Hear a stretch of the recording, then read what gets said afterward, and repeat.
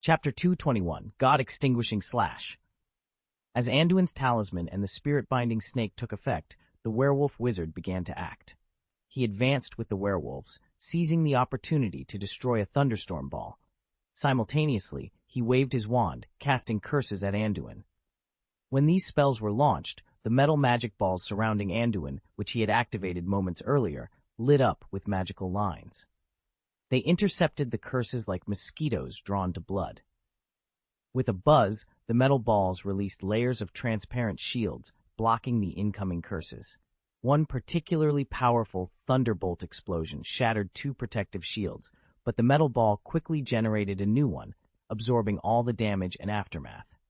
These attacks couldn't even ruffle the hem of Anduin's clothes. Anduin called these metal balls Lincoln's spheres, his most recent and proud alchemical creation. Initially, he intended to create a magic floating cannon that could automatically detect enemies and launch cluster lightning for auxiliary attacks. However, he found this concept impractical and difficult to execute. Determining an enemy's presence, whether by temperature, malicious intent, or counterattacking after being hit, proved challenging. If someone accidentally triggered it, the cannon might fire randomly, becoming a hazard. Moreover, casting spells was problematic. Wizards channel magic through their wands, ensuring spells remain condensed after leaving the source of magic. Spells also require an eye lock at the moment of casting, containing the caster's will and intent. Without a wizard's control, alchemical creations might not cast spells accurately. This is why the wizarding world has few alchemical items that can automatically emit spells. Alchemical items can release spell effects around them and produce spells under a wizard's control, but they cannot cast ballistic enchanted projectiles autonomously. Faced with these challenges, Anduin created an automatic defense floating ball. While locking onto enemies was difficult, locking onto attacking spells was feasible. To enhance its defensive capabilities, he used high-quality materials, including an ounce of ulam steel, making the sphere resistant to the killing curse. Additionally, it featured an energy-absorbing spell rune, which could absorb magic power and replenish the iron armor spell rune when under attack. He tested that every time 3 layers of armor curse protection were broken, the magic ball could replenish the magic power required for 1 layer of armor curse with the energy-absorbing spell. It could also autonomously absorb free magic power. With Lincoln's sphere blocking the werewolf wizard's attacks, Anduin could focus on dealing with the remaining werewolves. Initially, there were 11 werewolves, including the werewolf wizard. 4 had been eliminated earlier, and 1 was crippled by the spirit-binding snake. Now, only 5 blind werewolves remained. 2 of them, despite their blindness, relied on their sense of smell and advanced towards Anduin at a fast pace, waving their sharp claws determinedly. Anduin knew it was difficult to break through the physical defenses of these werewolves. Anduin knew that ordinary spells wouldn't suffice. Even though the Shen Feng Wu Ying spell could inflict wounds that wouldn't heal, it wasn't a quick solution. He needed to kill in 1 hit. With this in mind, Anduin quickly mobilized his magic power. The elder centaur behind him felt a frightening wave of magic emanate from the young wizard. It was a magic imbued with a pale, desolate air, suffocating and heavy, like tons of weight pressing on his chest, making him almost forget to breathe. Silver-white electric lights began to circle around Anduin's wand, dark painting, spreading along the wand, up his arms, and enveloping his entire body. Even his pupils glowed with a silver light, and his hair stood on end, crackling with electric sparks. The werewolf wizard, standing 20 meters away, felt the terrifying aura erupting from Anduin. An Inno's premonition gripped him. He quickly fired a killing curse at Anduin, but Lincoln's sphere, standing beside Anduin, transformed instantly into a metal round shield, blocking the Avada Kedavra forcefully. Anduin remained unscathed, the shield quietly standing between him and the werewolf wizard. Seeing this, the werewolf wizard groaned inwardly and took a few steps back. His sixth sense screamed at him to flee immediately, or it would be too late. Only a few seconds had passed, and Anduin had completed his energy storage. As Anduin raised his wand, the werewolf wizard's heart stopped in terror. He quickly raised his wand to apparate and disappeared from the scene. The remaining werewolves weren't so lucky. God, destroy! Cut! Ping, ping, ping, ping, ping. 5 loud noises echoed through the forbidden forest like thunder. The sound was intense but brief, shocking all the animals within a few kilometers. So fast, so loud, so bright. The elder centaur, who had been staring at Anduin, had only these thoughts in his mind. He felt as if he was about to be blinded. The moment Anduin cast the spell, 5 consecutive strong lights flashed, intense and short, like the sudden dawn of a new day. When the elder centaur regained his vision, he saw Anduin drenched in sweat, panting heavily, and gulping down a potion. The 5 werewolves who had been standing moments before had turned into black sculptures, like charcoal. A strong wind blew, and the 5 black sculptures disintegrated into wisps of scorched black dust. Hiss! The elder centaur and the few centaurs behind him who were still awake gasped. What kind of powerful spell was this? If they had faced this curse, they wouldn't have had any time to react. End of this chapter. Chapter 222. Firenze. Huff! I didn't expect the 5 consecutive whips of lightning released by God's extinguisher to consume so much energy, almost draining all the magic power in my body, Anduin thought with some fear. Fortunately, the werewolf wizard fled quickly. Otherwise, he might not have had the strength to fight back in a short time. This spell was developed by him some time ago, and he hadn't even had the chance to test it properly. He just wanted to test the spell on the werewolves.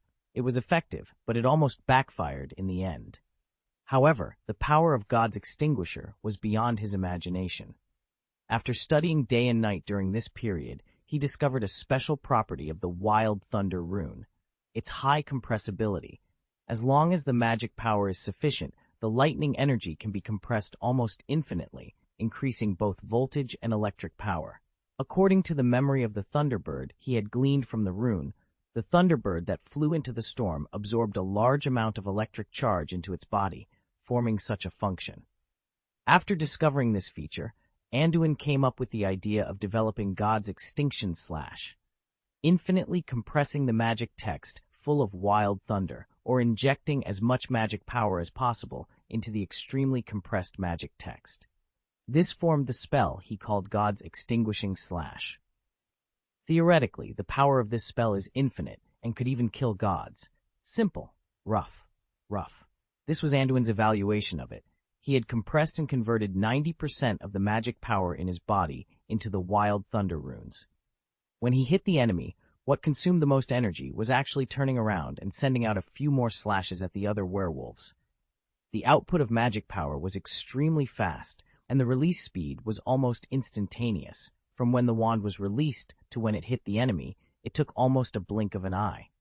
But during this period, a lot of magic power was wasted, like hitting a mosquito with a cannonball. The damage was overflowing. This was mainly because the magic power output was too fast. The sound and light effect of God's extinguishing slash was also very intimidating. Anduin himself was startled. His eyes were a little dazed by the flash, and both ears were now experiencing some tinnitus. But to compress magic power and runes, one needs strong magic control, which is mainly affected by the sensitivity of magic power.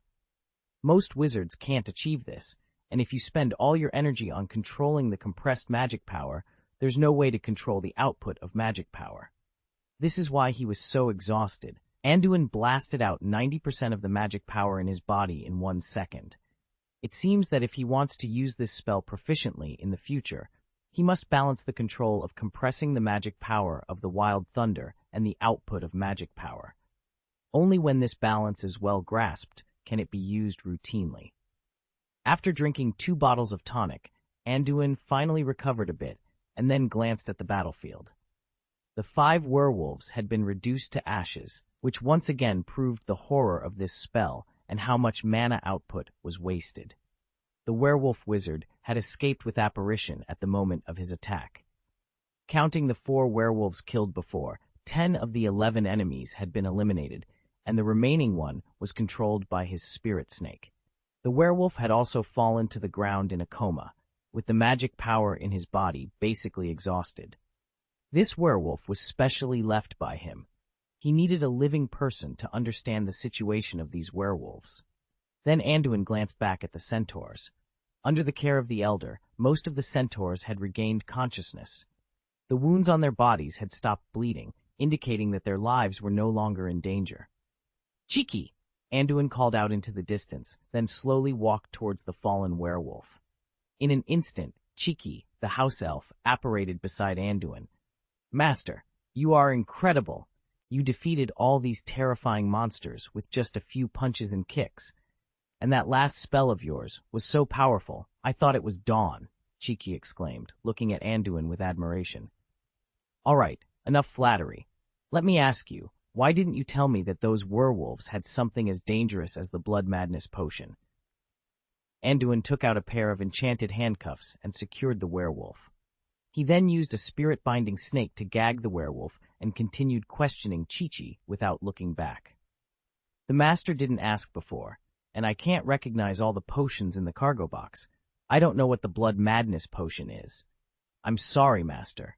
Did I do something wrong?" Chi-Chi nervously rubbed her little hands, looking at Anduin with a worried expression. She was about to kick a stone in frustration, but remembered her master's previous order and stopped, leaving her with a conflicted look. "You need to learn to think for yourself and be proactive. That's enough for now. Pack up. After I get the information I need from the werewolf, we'll leave here."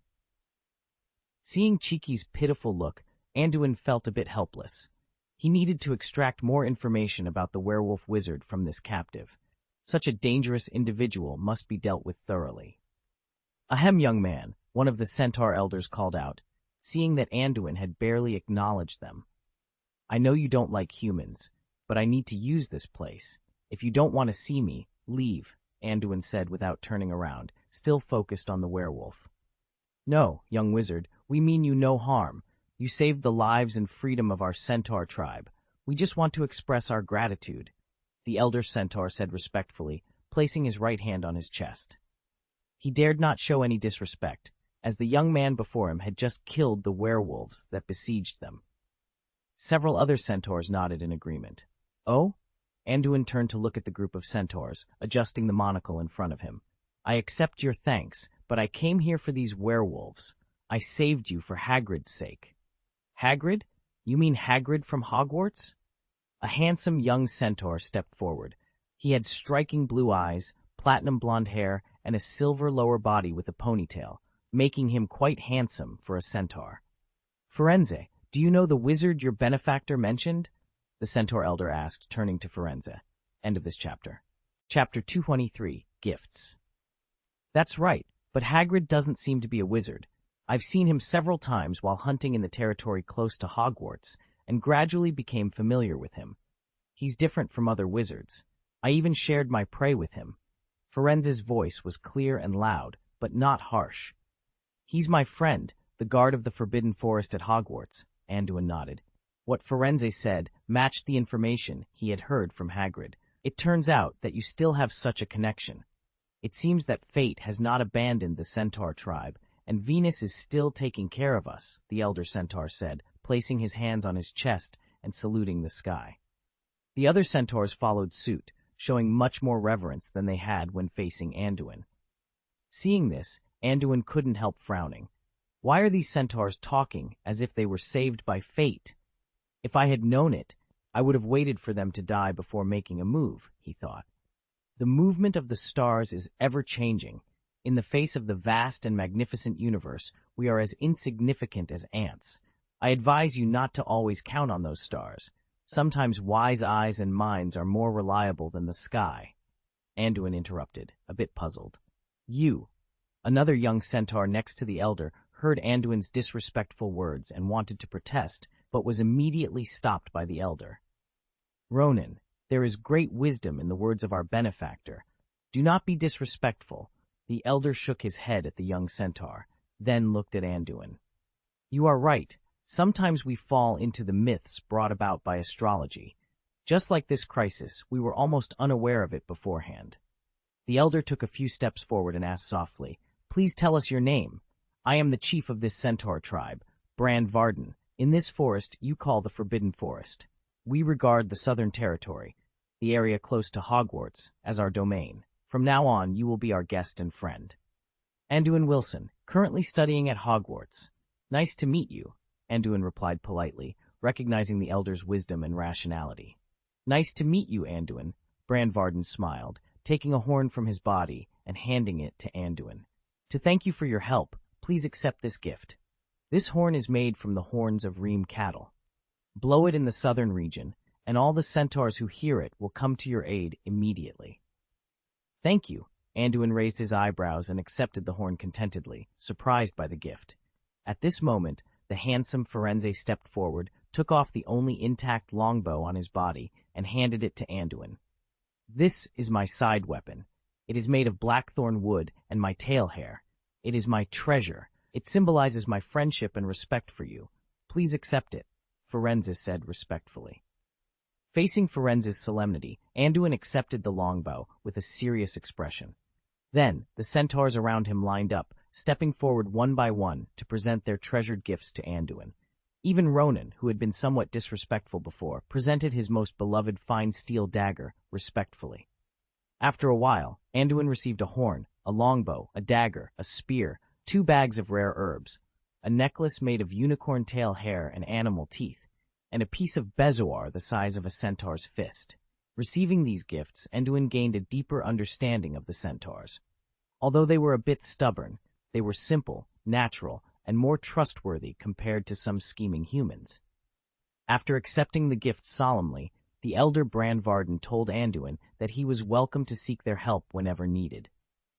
Anduin seemed to have thought of something and asked Brandvarden, "Do you know anything about these werewolves and the leader of the werewolf wizard? How did he suddenly gather the werewolves together?" "Well, regarding these werewolves, I only know that they were previously active in the Northern Territory. According to information from our kin in the Northern Territory, their activity have been relatively scattered with no signs of gathering," Brandvarden explained, pointing in the direction where Anduin had appeared earlier. "And I've never seen that werewolf leader, but I have some guesses about him." "Oh, what are your guesses?" Anduin inquired. "Do you know the mysterious man?" Brandvarden asked. "You mean the Dark Lord?" Anduin raised his eyebrows in surprise. Why was he being brought up again? "Yes. Before the mysterious man died, he sent an envoy to contact us, trying to recruit the centaurs to fight for him. Of course, we refused, but this led to enmity with the mysterious man's forces. During that time, we had numerous skirmishes with the Dark Wizards. To avoid further conflict, the centaur tribes in the Forbidden Forest dispersed and settled in different areas. We were discussing reuniting some time ago," Brandvarden sighed. Anduin nodded, realizing the extent of the Dark Lord's influence. It seemed he wanted to bring even non-human races under his command. "As far as I know, apart from targeting us, they have also tried to contact werewolves, giants, and even trolls. Of course, they failed. Trolls, with their limited intelligence, couldn't understand their intentions," Brandvarden explained. "You mean that the werewolf wizard might have been sent by the mysterious man to summon the werewolves?" Anduin suddenly realized. Yes, he probably succeeded, but with the mysterious man's death, and having gathered a bunch of werewolves under his command, he now has to find another way out, Brandvarden nodded. "I see. Thank you for your clarification," Anduin thanked the elder. It was the Death Eaters again. These guys were really persistent, and Anduin believed that Brandvarden's guess was likely accurate. He couldn't let this werewolf leader go unchecked. After finishing their conversation, Brandvarden bid farewell to Anduin and led the centaurs away. The young centaurs, led by Firenze, nodded respectfully to Anduin before leaving. They understood the importance of expressing gratitude where it was due. After watching the centaurs leave, Anduin placed the gifts he had received into his newly made space ring and began planning his next move. End of this chapter. Chapter 224. Fenrir Greyback. Although the origins of these werewolves were roughly clarified, Anduin was still very concerned about the escaped werewolf leader. First of all, he had to find a way to identify the other party, locate him, and deal with him. He also didn't know if these werewolves had their own stronghold in the Forbidden Forest or if there were any others who had slipped through the net besides these 10 werewolves. Thinking about it, Anduin raised his hand and sent out an electric arc, awakening the unconscious werewolf lying on the ground. "Ah!" The werewolf, who regained consciousness, let out an angry howl, but just as he opened his mouth, the spirit-binding snake bound to his mouth quickly tightened, suppressing all subsequent sounds into his throat. The silent werewolf struggled and tried to get up, but was immediately stepped on by Anduin. Now this werewolf was restrained by both the magic-forbidden handcuffs and the spirit-binding snake. After a while, he was so exhausted that he was out of breath, and in the end, he could only stare at Anduin fiercely, his eyes still shining with a crazed light. "Can you understand human speech?" Anduin asked condescendingly. As he spoke, he increased the pressure on his foot and controlled the spirit-binding snake to loosen a little. "Huh! Human, die!" The werewolf shouted frantically. He made a gesture to bite Anduin, but was quickly restrained by the tightened spirit snake. "It seems you can't understand human words," Anduin shook his head. He then took out a large box full of various supplies from his interspatial ring and turned to look at Cheeky. "There are tents and food in here. Let's camp here tonight. Help set it up, make a bonfire, and prepare some food." The new space ring he made with Ulim steel had a huge internal storage space. In addition to storing a large number of field survival tools and daily necessities for himself, he had even moved in all the materials from the basement of number 2277 Diagon Alley. Now, the basement part of the warehouse had been transformed to a secret underground laboratory by him. "Yes, master," Cheeky replied eagerly. This was her first job after becoming Anduin's house elf, and she hurriedly set to work with enthusiasm. Chi-Chi was quite skilled in housework magic. Her two little hands were proficient in double-line operation, one hand unfolding the tent cloth, and the other hand controlling the combination of brackets. After instructing Chi-Chi, Anduin turned his attention back to the werewolf. He raised the werewolf's head with a giant palm made of magic power, and then looked into the werewolf's scarlet eyes, full of madness. He launched legilimency. Compared to normal humans, werewolves have a very different spiritual world. Their protection against memory and spirit is much weaker than that of humans. Human wizards have an instinctive rejection and resistance to mind-invading magic, but werewolves are like a shopping mall with its doors open. You can look and touch at will, but the memories in their brains are full of disorder, primitiveness, and chaos. Although it is easy to invade, it is difficult to search for useful memories, making it a bigger challenge than with humans. But fortunately, werewolves have a good memory. Maybe this is why werewolves hold grudges so much and must take revenge. They keep a lot of long-term memories in their minds. Although the distribution is very scattered and chaotic, they are still there and can be accessed. Anduin spent nearly an hour on the werewolf's legilimency. By the time he was done, Chi-Chi had not only set up the tent but had also cooked a pot of fragrant soup on the campfire in front of the tent. With a heavy thud, Anduin threw the werewolf down and twisted his stiff neck. After spending so long, he had finally found some useful information. From the werewolf's memory, he learned the general course of the matter. The werewolf wizard was Fenrir Greyback, had long been the leader of a werewolf community. However, in the eyes of Anduin, Fenrir was a werewolf extremist and terrorist. Fenrir was committed to biting and infecting as many people as possible. He would even adopt children he had infected, training them to become warriors. Moreover, Fenrir enjoyed intensifying the conflict between werewolves and wizards, leading his fellow werewolves to attack wizards, carry out terrorist activities, and teaching those infected with lycanthropy to hate humans and wizards. Anduin also discovered a troubling fact. Fenrir's activities were not confined to the UK, and his base of operations wasn't even in the country. Fenrir had connections with the Death Eaters. In the latter part of the war, he formed an alliance with the Dark Lord, traveling on the Death Eaters' advice to gather werewolves scattered across various regions, including native werewolves and those infected with lycanthropy. Not long after Fenrir allied with the Death Eaters in England, the Dark Lord was defeated, and the Death Eaters' activities went underground. Despite this, Fenrir continued to search for werewolf kin. Native werewolves were easy to control. Fenrir, with his shared identity, immense strength, and human cunning, managed to gather many native werewolves. The one captured by Anduin belonged to this group. However, many lycanthropy patients were unwilling to be controlled and manipulated by Fenrir. Many of them were victims, transformed into werewolves after being attacked and bitten. They harbored deep disgust and hatred for werewolves and even for their own identities. Therefore, most of them refused Fenrir's solicitations. In response, the cruel and dictatorial Fenrir launched a brutal purge against them. Living at the bottom of society, even the Ministry of Magic knew little about their plight. During this period, Fenrir led the native werewolves around, fighting those who refused to surrender. Many infected werewolves were forced into submission through violence, and those who resisted were brutally killed. Fenrir then transferred the submissive infected werewolves to the European mainland, handing them over to his companions for management. Meanwhile, he and the native werewolves stayed in the Forbidden Forest, smuggling magical creatures and non-human intelligent beings to raise funds. They had hunted many magical creatures before, including thestrals, neasels, mooncalves, diracals, and runespores.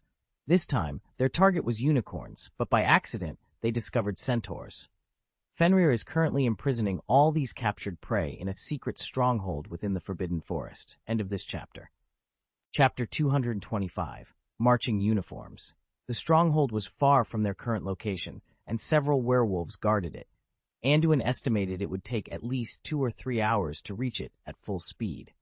If Fenrir reacted quickly enough, this time would be sufficient for them to evacuate. Moreover, Anduin was not in the best condition. Mental and physical exhaustion plagued him, making it impossible to sustain another major battle. He decided he needed to rest before pursuing them. After making his decision, Anduin glanced at the werewolf lying on the ground. Following his principle of not wasting resources, he took out various materials and utensils, collecting blood, hair, and saliva from the werewolf. Then, with a sharp, shadowless blade, he killed the creature. It was better not to keep such dangerous beings alive. Cheeky, who had been watching Anduin perform these strange tasks on the werewolf, was visibly shaken. She couldn't help but feel panicked. Her new master did not seem to be a kind person. After tidying up, Anduin approached Cheeky. Noticing that the elf was stiff and trembling, he gave her a puzzled look. "What's the matter? Are you cold?" "No, Cheeky is not cold, master. Please drink the soup," Cheeky replied, her voice trembling. She quickly filled a bowl of soup, but her shaking hands caused some to spill. "I'm sorry, master. I'm sorry. Cheeky was wrong," she said nervously, rubbing her hands on the rags she wore, unsure of how to punish herself due to Anduin's previous orders. "Don't be nervous, Cheeky. I'll do it myself. And by the way, you don't need to apologize to me in the future. You don't owe anyone an apology, understand?" Anduin said, filling a bowl of thick soup. He took a sip and looked at Cheeky with some surprise. The soup was well made.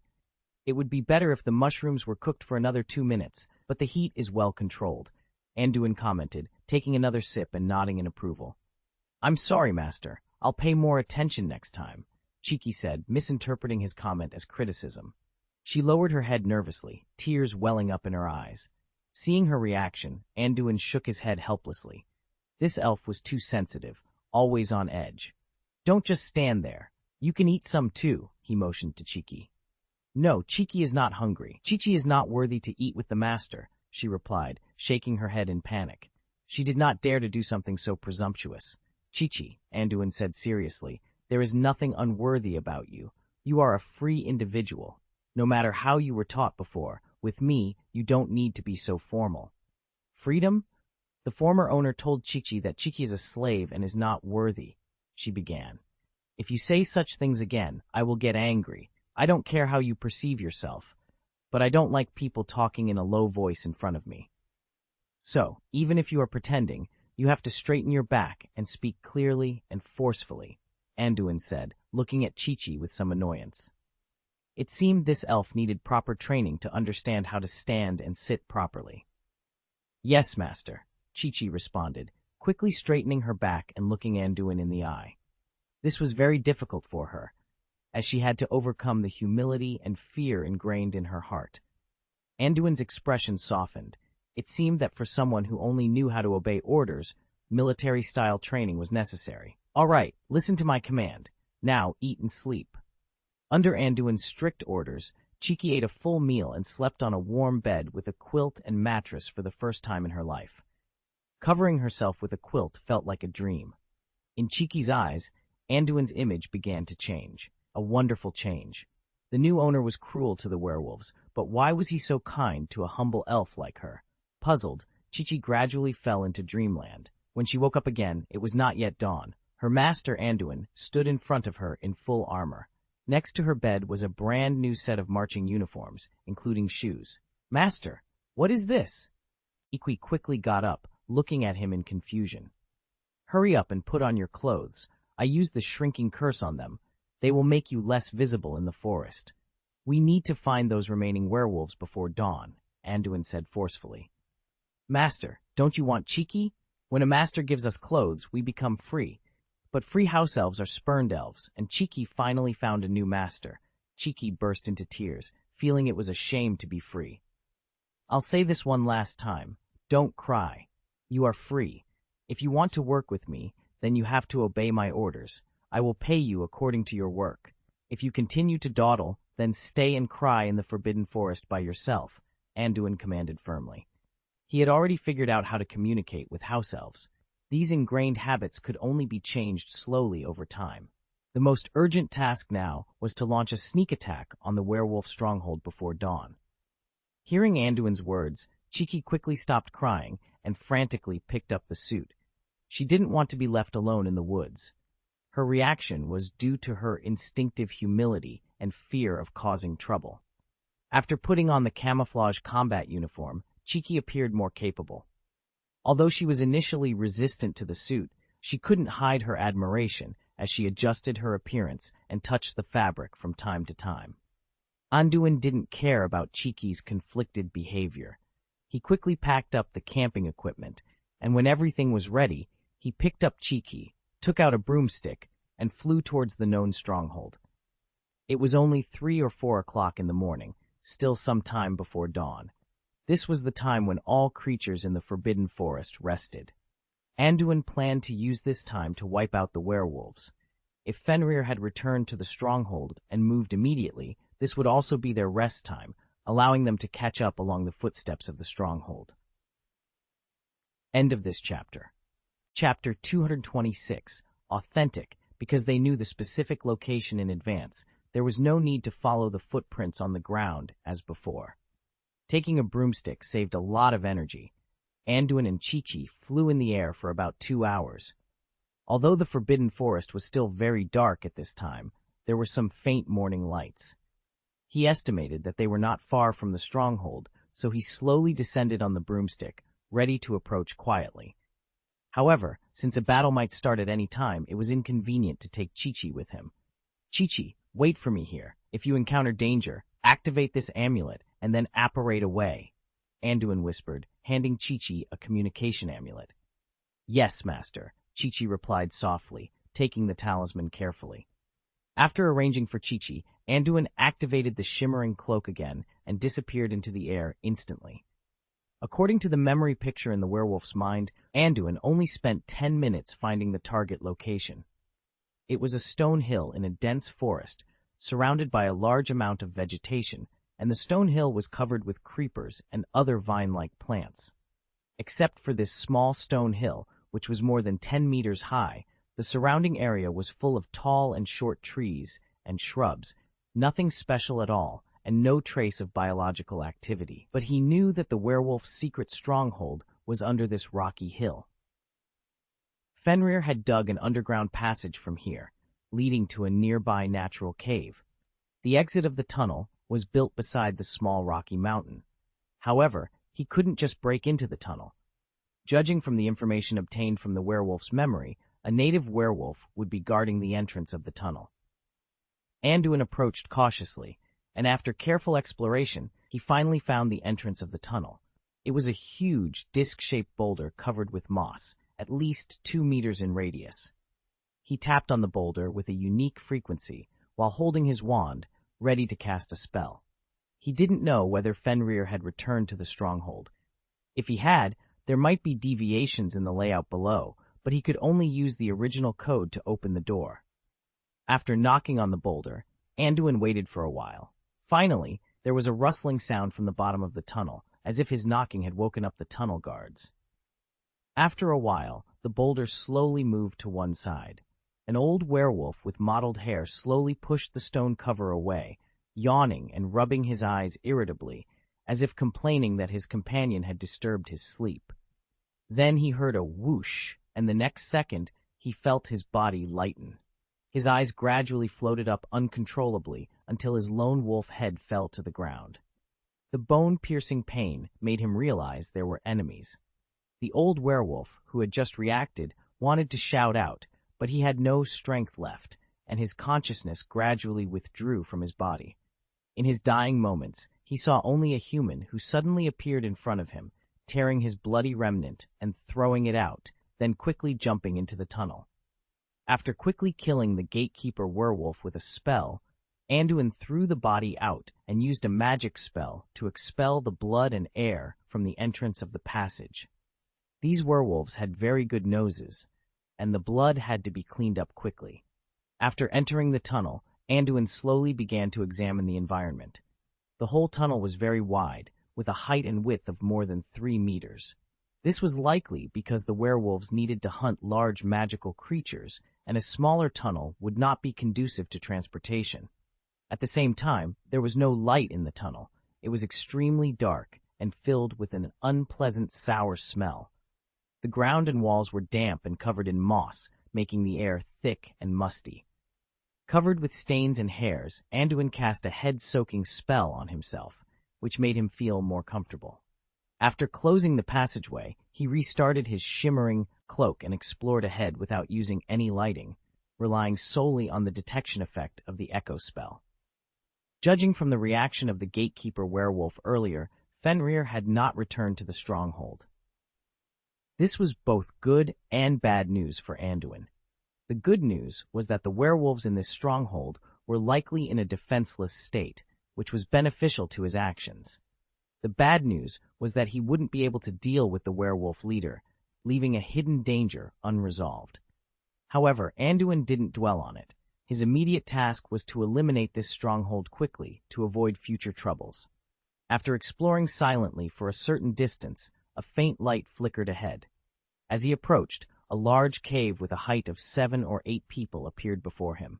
The entrance of the passage was in the center of the cave, requiring a few steps down to enter. As far as he could see, there were many large and small metal cages on both sides of the cave, each containing various magical creatures. At this time, they were all lying on the ground, immersed in sleep.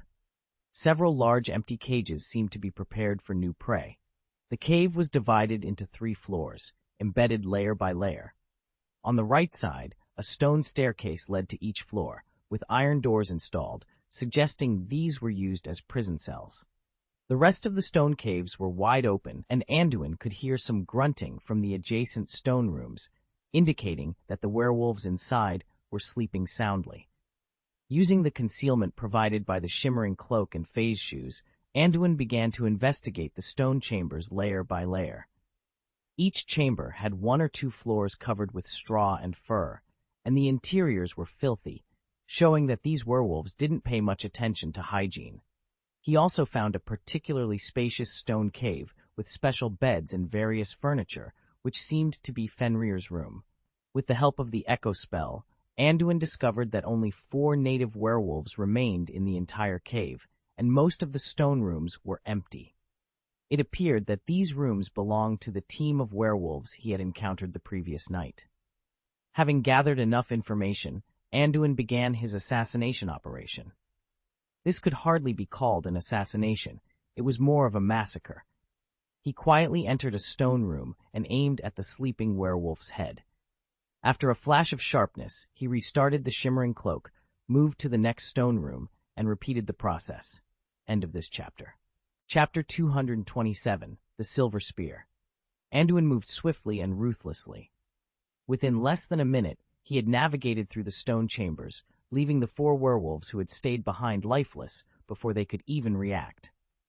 After dealing with them, he began a meticulous search of each stone room, hoping to find something of value. However, Anduin soon realized that this group of native werewolves were impoverished. They had no savings, only some carrion bitten off from unknown creatures. It was only in Fenrir's bedroom that he found anything of interest. Despite being a lycanthropy wizard, Fenrir did not seem to have good hygienic habits. The clothes and floor were stained with blood. Enduring the discomfort, Anduin searched carefully and found a leather money bag and 2 pieces of parchment. Inside the money bag, there were properties worth more than 200 gold galleons, mostly silver sickles and copper nuts. It seemed that although Fenrir was the leader of the werewolves, his economic conditions were not very good. The 2 pieces of parchment were randomly spread out on the desk. One was a list of goods filled with words and numbers, detailing the prices of various magical creatures and intelligent races. An adult unicorn can be sold for 1,000 galleons, and a juvenile unicorn is worth 1,500 galleons. A healthy coat is 600 galleons? This is just the price of smuggling. No wonder these gangs are willing to risk their lives. The profit is enormous, Anduin thought as he browsed through the contents of the parchment. The figures recorded were shocking. Even Anduin didn't expect the dark side of the wizarding world to be filled with so many illegal trades of magical creatures. The parchment recorded not only British local creatures, but also many foreign magical creatures, including intelligent creatures like Vila, mermaids, and even werewolves themselves. This was clearly a uniform supply list provided by a specialized organization. Anduin began to check the parchment for relevant records and found a small inscription on the corner of the list. It was engraved with a seal depicting a simple spear, and the name was straightforward: Silver Spear. Silver Spear? Anduin was taken aback, not because the name was simple or mysterious, but because he had seen information about this organization before. He once read in a book about the history of dueling that mentioned the Silver Spear, a notorious secret dueling club that originated in the 18th century. The condition for admission was to only accept holders of aspen wood wands. Initially, they were just a small circle of enthusiasts, similar to an aspen wand club. Aspen wood, with its beautiful grain, stylish appearance like ivory, and excellent strength, earned the name Silver Spear. However, because most aspen wood wand holders were strong-willed and powerful wizards, the club evolved into a dueling club. The wizards from this club were known for their combativeness, frequently challenging others to duels and often seriously injuring or even killing their opponents. They would boast about their victories, making the name Silver Spear infamous in that era. The records were not very detailed about the club's later years. It seemed that at some point, a conflict broke out within the club, resulting in many deaths. Since then, the name Silver Spear had disappeared from history and was hardly ever mentioned again. Isn't this club supposed to be defunct? Why has it reappeared, and why is it linked to a smuggling organization? Anduin wondered. He folded the parchment and put it away, pondering the implications of this discovery. Anduin picked up another piece of parchment. This one had many names recorded on it, some marked with red ink, others with red crosses, check marks, or left blank. Could this be a list of lycanthropy patients? Anduin wondered aloud. The crossed-out names might represent those who have been killed, the check marks could indicate those who have surrendered, and the unmarked ones are likely patients who haven't been found or dealt with yet. As he scanned the list, a familiar name caught his eye: Remus John Lupin. Isn't this James's good friend? He's a werewolf? Anduin was puzzled. But he graduated from Hogwarts. If he were a werewolf, someone would have noticed. Could he have been infected after graduation? Anduin stared at the name, feeling uncertain. Although it was possible that the names overlapped, the wizarding world wasn't large, and the probability of 2 people having the same name was low. It seemed that Lupin had his own secrets. However, Anduin decided it wasn't his concern. Since Lupin hadn't caused any trouble for years, Anduin chose to keep the list for future reference. It might come in handy if he encountered a werewolf elsewhere. At that moment, a rustling sound came from outside the stone room. The imprisoned magical creatures seemed to have smelled fresh blood or were waking up, making moaning and chirping noises. Oh, right, the magical creatures. Anduin slapped his forehead, realizing he had been so preoccupied with the werewolves that he had forgotten about them. He hurried out of the stone room to check on their condition. The cave was still pitch black, with no light and stuffy air. Only the tunnel provided some ventilation. Fortunately, several oil lamps hung on the surrounding rock walls. Anduin quickly lit them, and the dim light barely illuminated the interior. Holding a copper oil lamp, Anduin inspected the iron cages carefully. More than 10 magical creatures were imprisoned in the cave. In one large iron cage, 2 mooncalves, which looked like small alpacas, stared at him with wide, crystal-like eyes.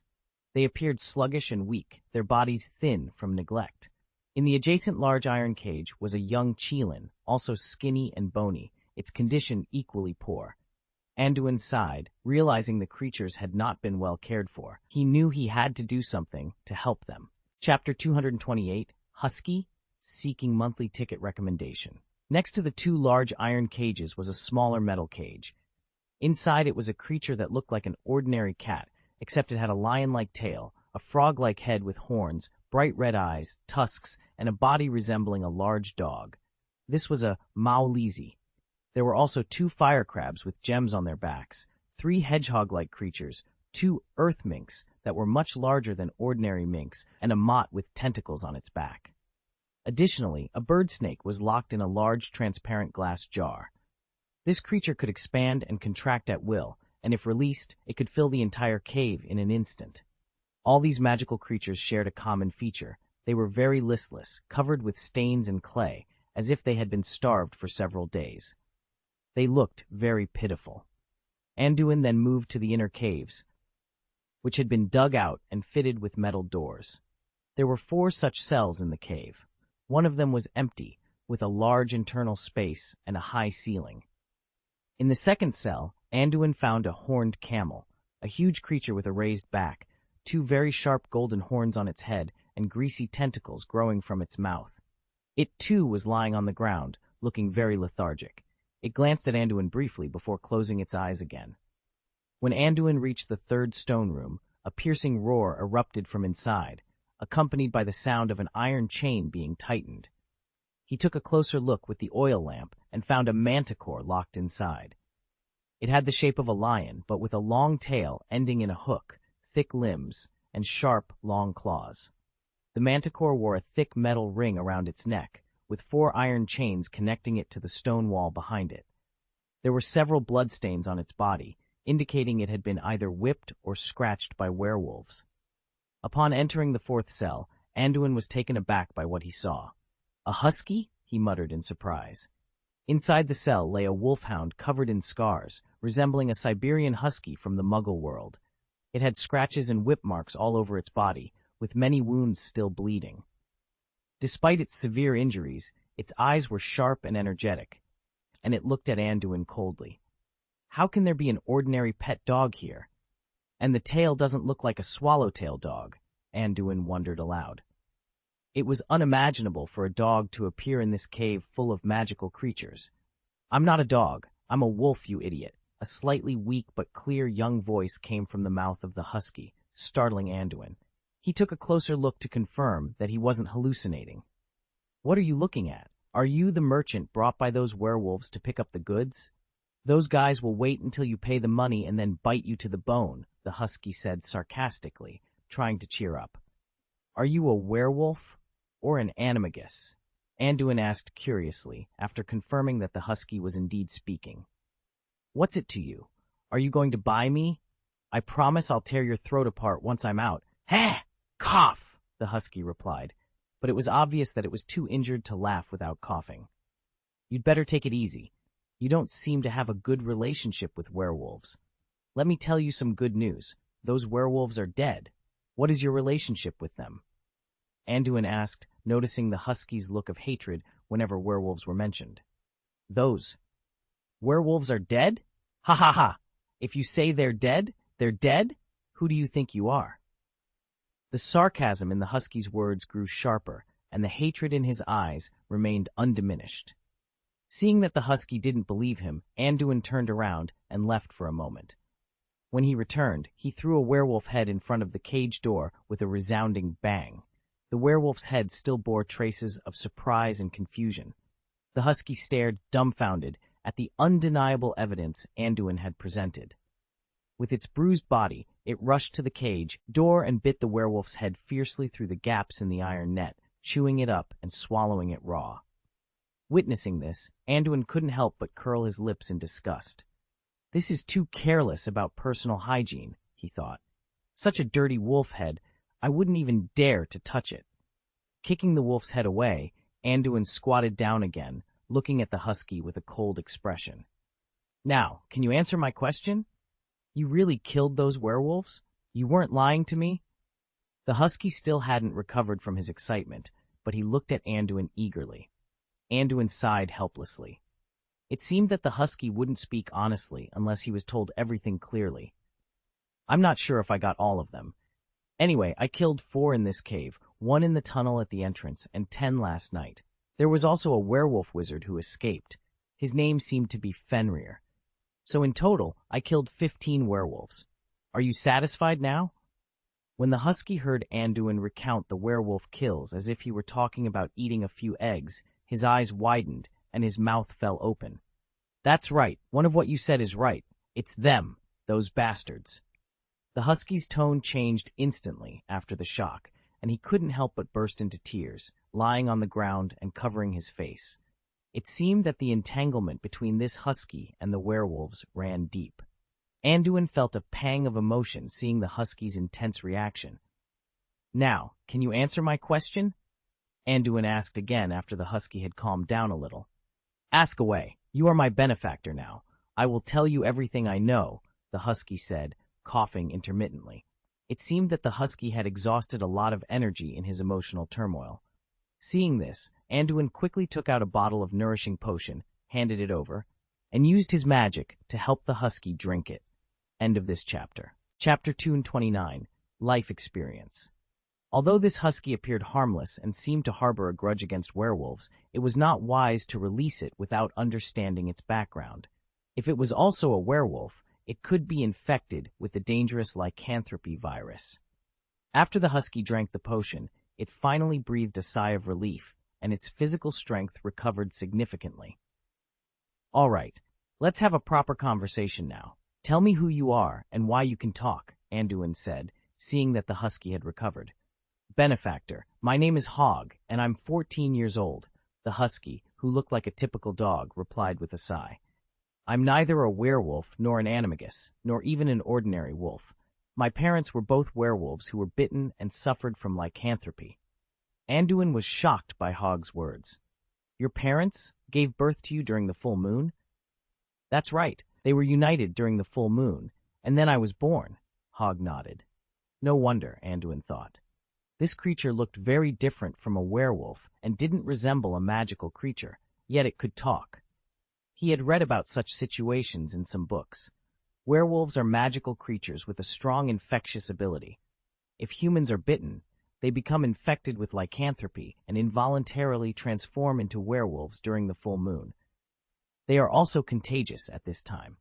However, if 2 lycanthropic werewolves mate in wolf form during a full moon, they produce offspring that do not show signs of lycanthropy but are actual wolf pups with intelligence close to humans. Originally, Anduin thought it was a legend, but he didn't expect it to be true. Hog continued to share his life story. Although my parents were wizards, they did not abandon us after we were born. They took good care of us. However, some of my siblings died while growing up, and eventually it was just me and my other brother. During my upbringing, my parents, my brother, and I lived in remote forests far from humans. Occasionally, they would take me to human villages to see the wizarding society, so I am not entirely unfamiliar with humans and wizards. Because I am a descendant of wizards, although I don't have a human form, I still possess enough wisdom and magic power. When my parents discovered this, they were very happy and began to teach us how to speak. It was difficult at first because our vocal structure is very different from that of humans, but soon we learned to use magic to change our vocalizations. I am more talented than my brother in this regard, which is why I can speak. So that's the case. How did you fall into the hands of these werewolves? Anduin asked, his curiosity piqued. It's all because of that werewolf wizard. Hog's eyes filled with hatred. Although we lived far from wizard society, we were in harmony until one day, that werewolf wizard led a group of werewolves to find us. At first, he wanted my parents to submit to him and help him launch a war against wizards. My parents refused and chose to leave, but unexpectedly, they attacked us when we were not paying attention. Poisonous hands, Hogg began, his eyes welling up with tears and his voice breaking. They launched a surprise attack in the middle of the night. Although we fought hard, we were outnumbered. My parents and elder brother, they were gone. These inhuman monsters actually ate them alive. I was the only one left because a wizard werewolf wanted to keep me and sell me for a good price. Hogg couldn't hold back any longer and burst into tears again. Hearing this, Anduin fell silent. These werewolves truly deserved to die. At the same time, he thought about how most lycanthropy patients were a group of unfortunate souls. They were not accepted by wizarding society and had to face brutal persecution from their own kind. After Hogg cried for a while, he finally calmed down. Anduin handed him another bottle of tonic and took out a fresh potion, using magic to heal his injuries. By the way, you mentioned earlier that a merchant came to pick up the goods. What did you mean by that? Anduin asked Hogg after treating his wound. Those werewolves go out every day, searching for traces of magical creatures. Sometimes they bring in cloaked figures who buy these magical animals as if they were picking goods. But those werewolves are very cruel. If the merchant is alone or has no influence, they kill the person who came to trade and dismember the body, Hogg explained, now much more energetic after Anduin's treatment and the potion. So, these werewolves were not just smuggling magical creatures out of the country, they were also conducting local transactions. Anduin thought of the black market merchant whose body was dismembered in the Forbidden Forest. Doing business with werewolves truly required risking one's life. Anduin then began to consider what to do with Hogg. Hogg, I need to ask you a question, and I need you to answer honestly, Anduin said solemnly. Ask, my benefactor, Hogg replied. I know that children born to infected werewolves in human form do not show signs of lycanthropy. But what about you? If you bite someone, will they be infected with lycanthropy? Anduin asked, secretly activating legilimency to judge the sincerity of Hogg's words. How he would deal with Hogg next depended on his answer. My parents checked me. There is no virus in my saliva that can infect people. I do not react when the moon is full. When I was young and not sensible, I accidentally bit someone while with my mother, but they showed no signs of infection, Hogg replied, looking at Anduin with clear, sincere eyes. End of this chapter. Chapter 230. Professionals. Anduin couldn't help but nod in agreement. Judging from the information obtained through legilimency, Hogg was telling the truth. However, to be absolutely certain, Anduin took out a test tube, collected some of Hogg's saliva, and carefully stored it.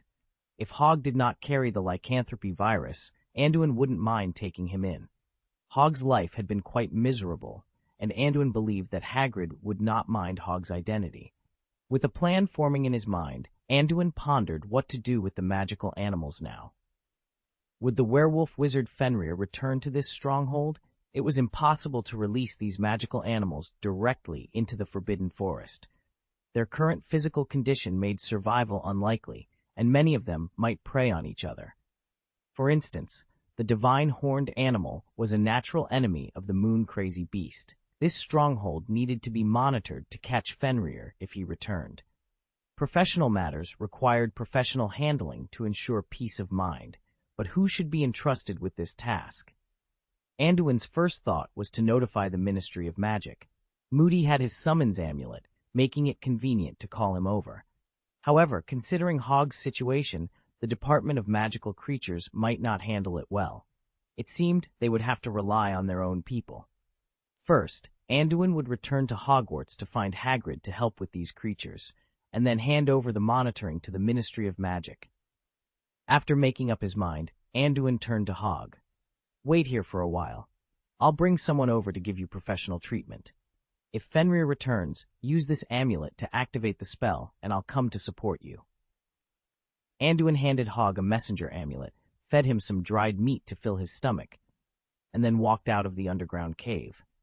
Outside, Anduin gathered the corpse of the werewolf lying at the entrance, hid it, Cheeky waiting in the woods. Seeing Anduin reappear, Cheeky's eyes lit up. She was about to greet him, but remembered his instruction to stay quiet, so she held her mouth and looked at him expectantly. "Cheeky, I need you to do me a favor. Come with me first," Anduin said, picking up Cheeky and taking her to a tree near the tunnel. He then took off his sweater and put a light cloak on her. "Chi-Chi, see that big rock over there? I need you to watch it for me.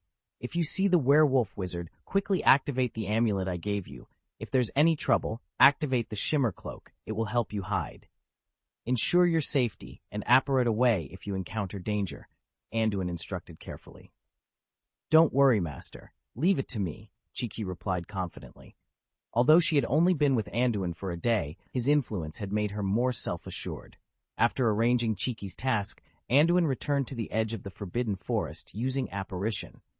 When he got close, he was affected by Hogwarts' magic and could not apparate directly. It was early morning, and the rising sun cast a fog over the grounds of Hogwarts. Anduin landed in front of Hagrid's hut on his broomstick.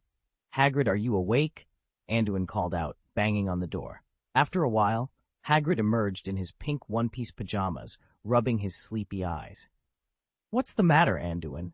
Did you investigate those magical animals all night? I was worried about you and didn't dare leave the amulet you gave me," Hagrid grumbled. Seeing Hagrid's concern, Anduin quickly explained what had happened the previous night, mentioning that more than a dozen magical creatures were being imprisoned. Anduin was in urgent need of treatment and care. "What? You mean you ran into werewolf smugglers and started a war with them? My God, this is too dangerous. Why didn't you inform us so that we could help?" Hagrid exclaimed, his concern evident. Despite hearing about the abuse of many cute animals, his primary worry was for Anduin's safety. "I had a sense of proportion.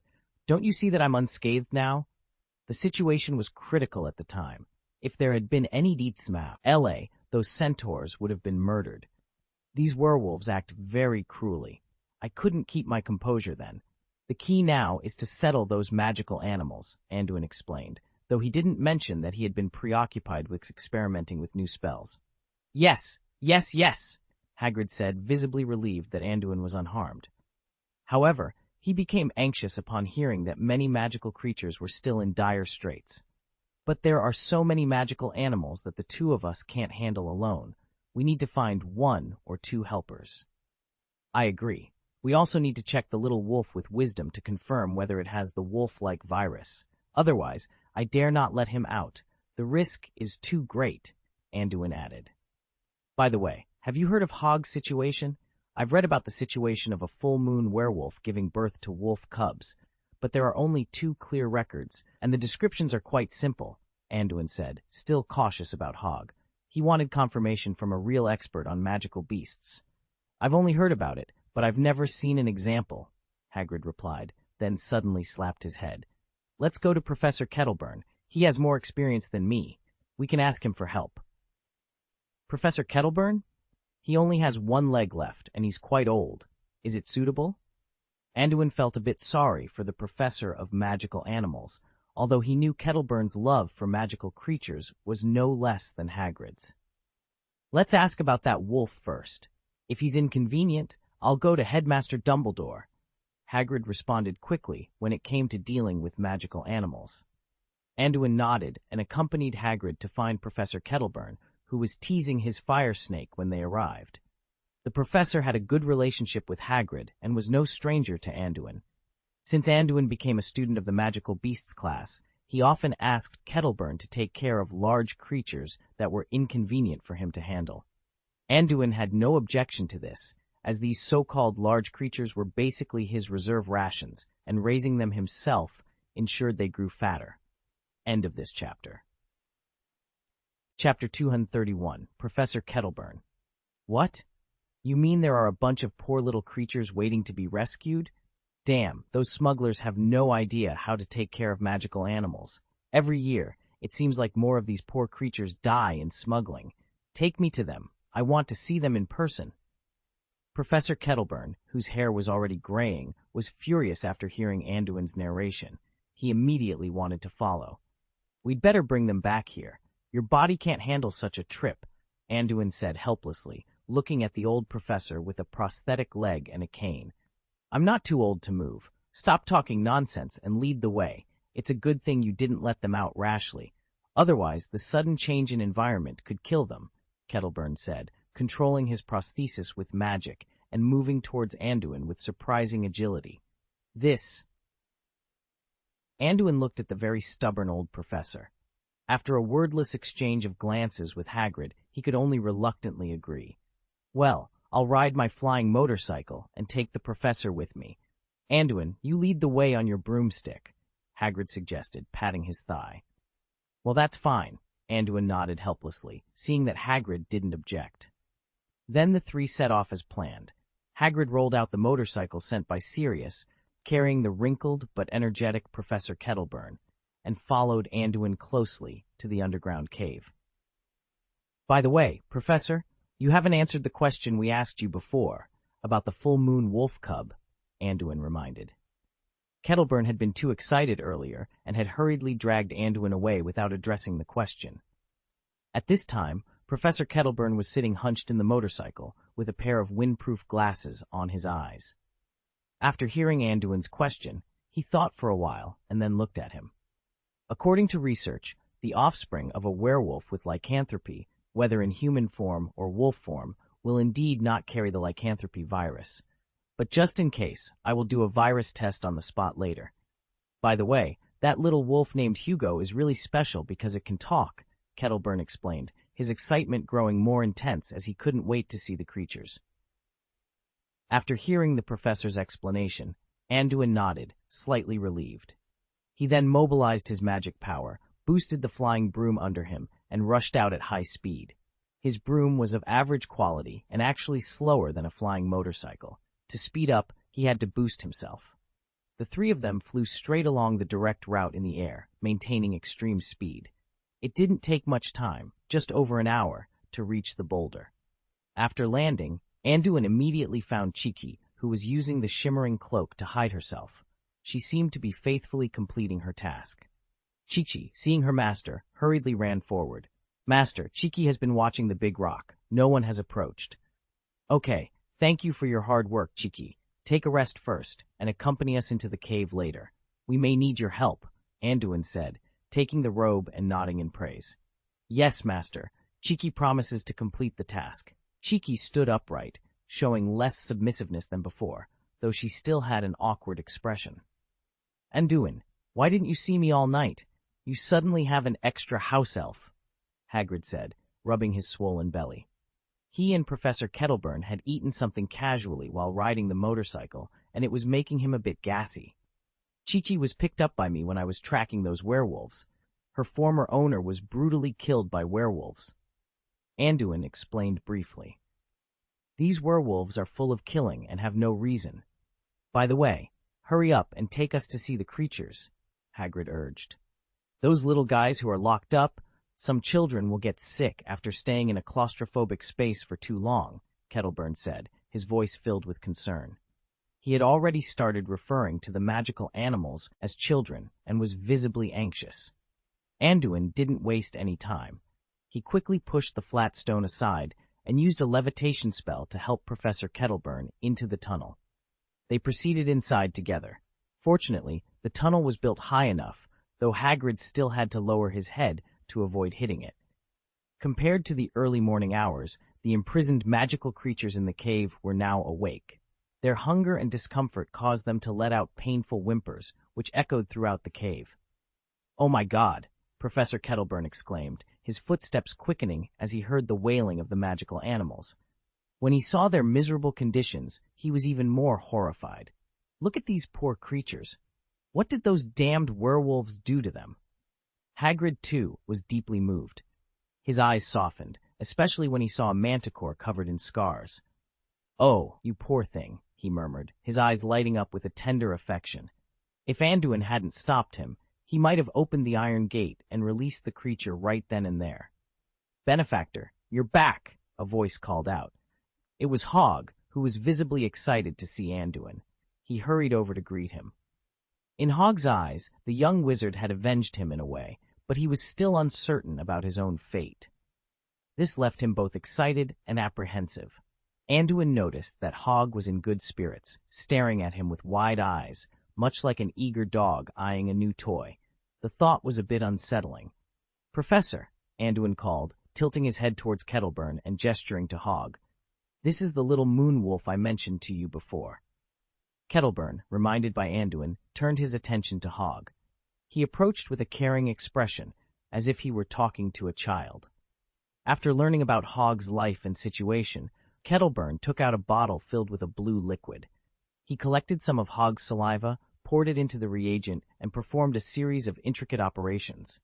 Finally, he turned to Anduin. "He does not have the lycanthropy virus, so he is safe," Kettleburn confirmed. End of this chapter. Chapter 232, Arrangements. After hearing the affirmative answer, both Anduin and Hog were relieved. "In that case, let me release Hog first. By the way, because of his special status, I think we should keep this from the Ministry of Magic. I don't really want to hand him over to them," Anduin said, discussing the matter with Kettleburn with some hesitation. "For such a big issue, it's impossible to hide it from the Ministry of Magic entirely, and we still need their help to capture the escaped werewolf wizard. It must not be handed over to the Ministry of Magic," Kettleburn decided firmly. He has always distrusted those guys. "What will happen is not just about Hog. All the magical animals here will be sent back to Hogwarts for unified care. They will be responsible for catching fugitives, and we won't have to worry about other things. I will keep the matter about Hog a secret. He can live in our hut. If the Ministry of Magic finds out, it will definitely spread, and nothing good will come of it." Hagrid also firmly expressed his position. It seemed that Hog's life experience had moved this big-hearted man. Seeing that both of them had unified thoughts, Anduin nodded and then released Hog from the prison cell. Hog, now free again, had mixed feelings. He had heard all the conversations between Anduin and the others, and seeing that there were still people willing to care about him, he felt warmth in his heart.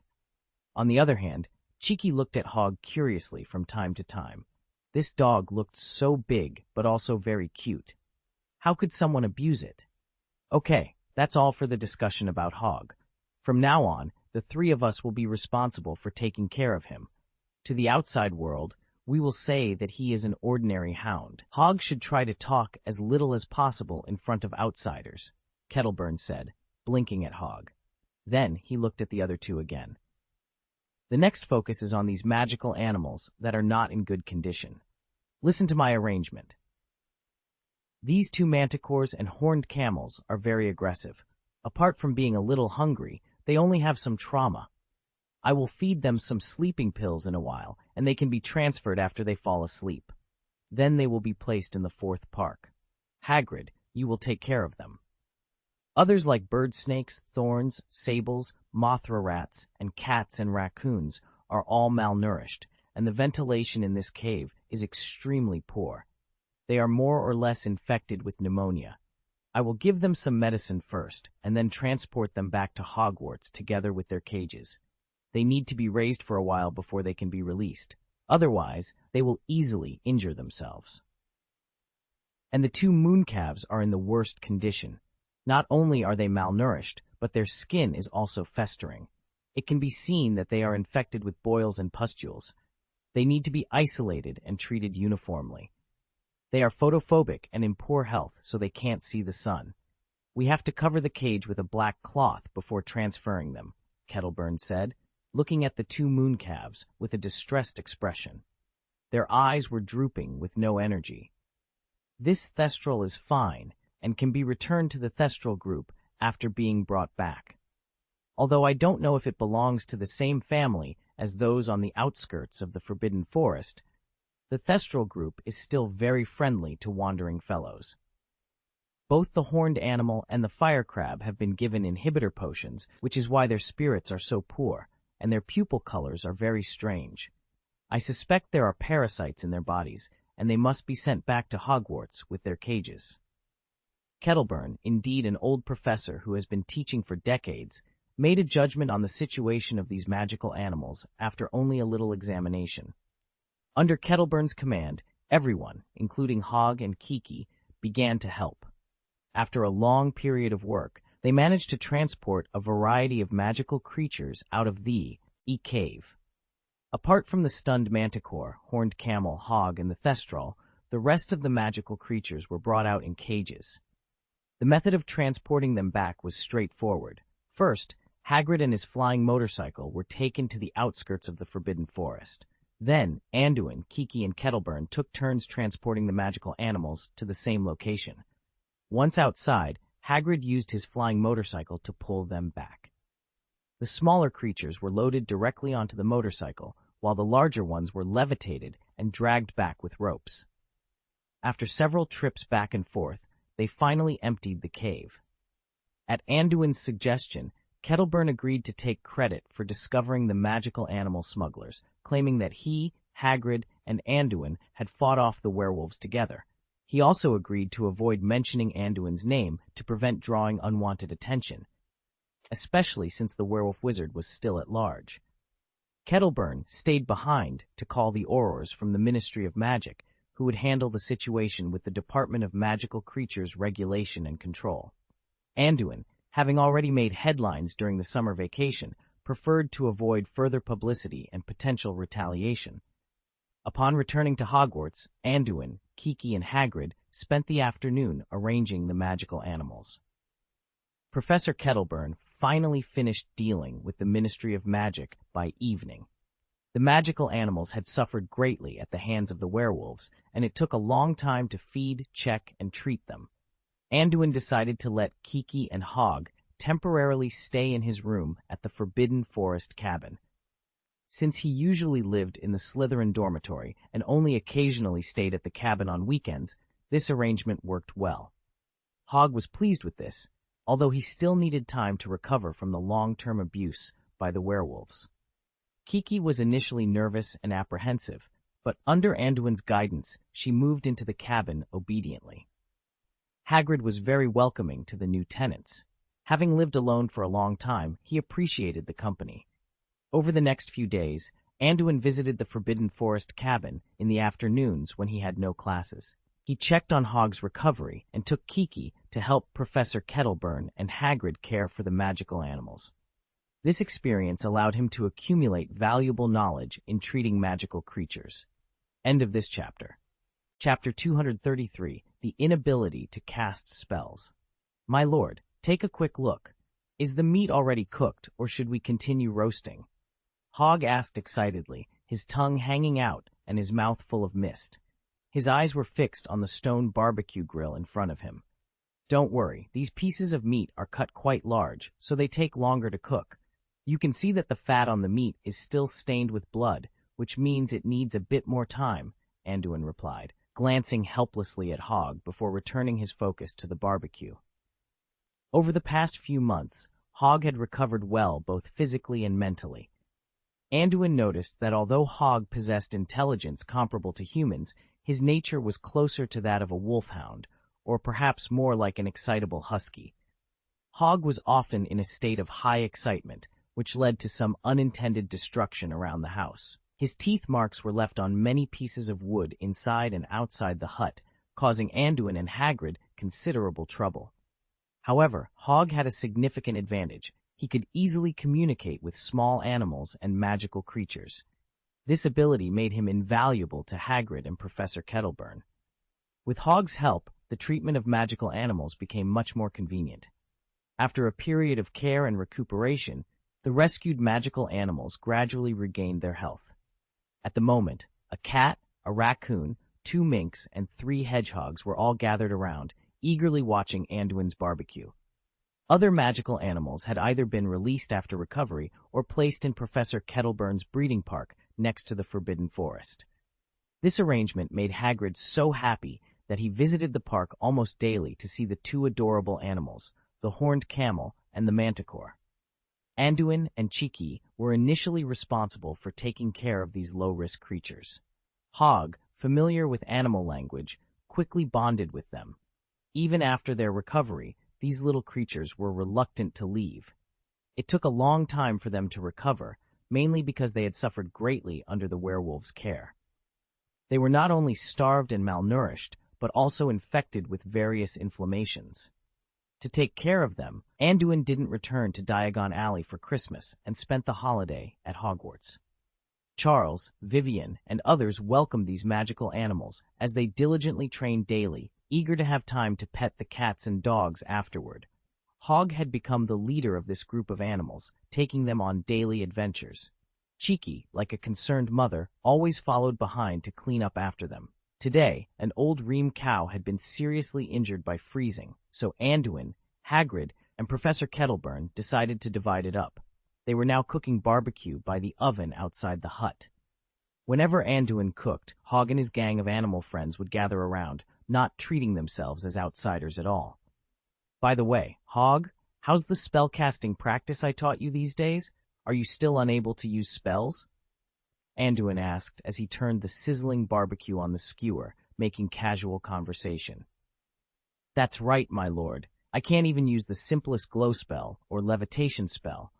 Holding a wand in my mouth or claws doesn't help either. It seems I don't have much talent for spellcasting, Hog replied, still staring at the barbecue with his tongue out. He didn't seem too concerned about his inability to cast spells. His parents had tried to teach him spellcasting since he was a child, but it had never worked. Just learning how to speak had already consumed a lot of energy. However, it was different for Anduin because he knew that Hog had magic power within him. After measuring it, he found that Hog's magic power was not insignificant, about 200 ticks. Although this was higher than most wizards of the same age, it was still less than Vivian's. This also highlighted how exceptional Vivian was, even surpassing a dog in magical potential. Having magic power but being unable to cast spells was a topic worth studying for Anduin. Despite extensive research, he struggled to find an answer.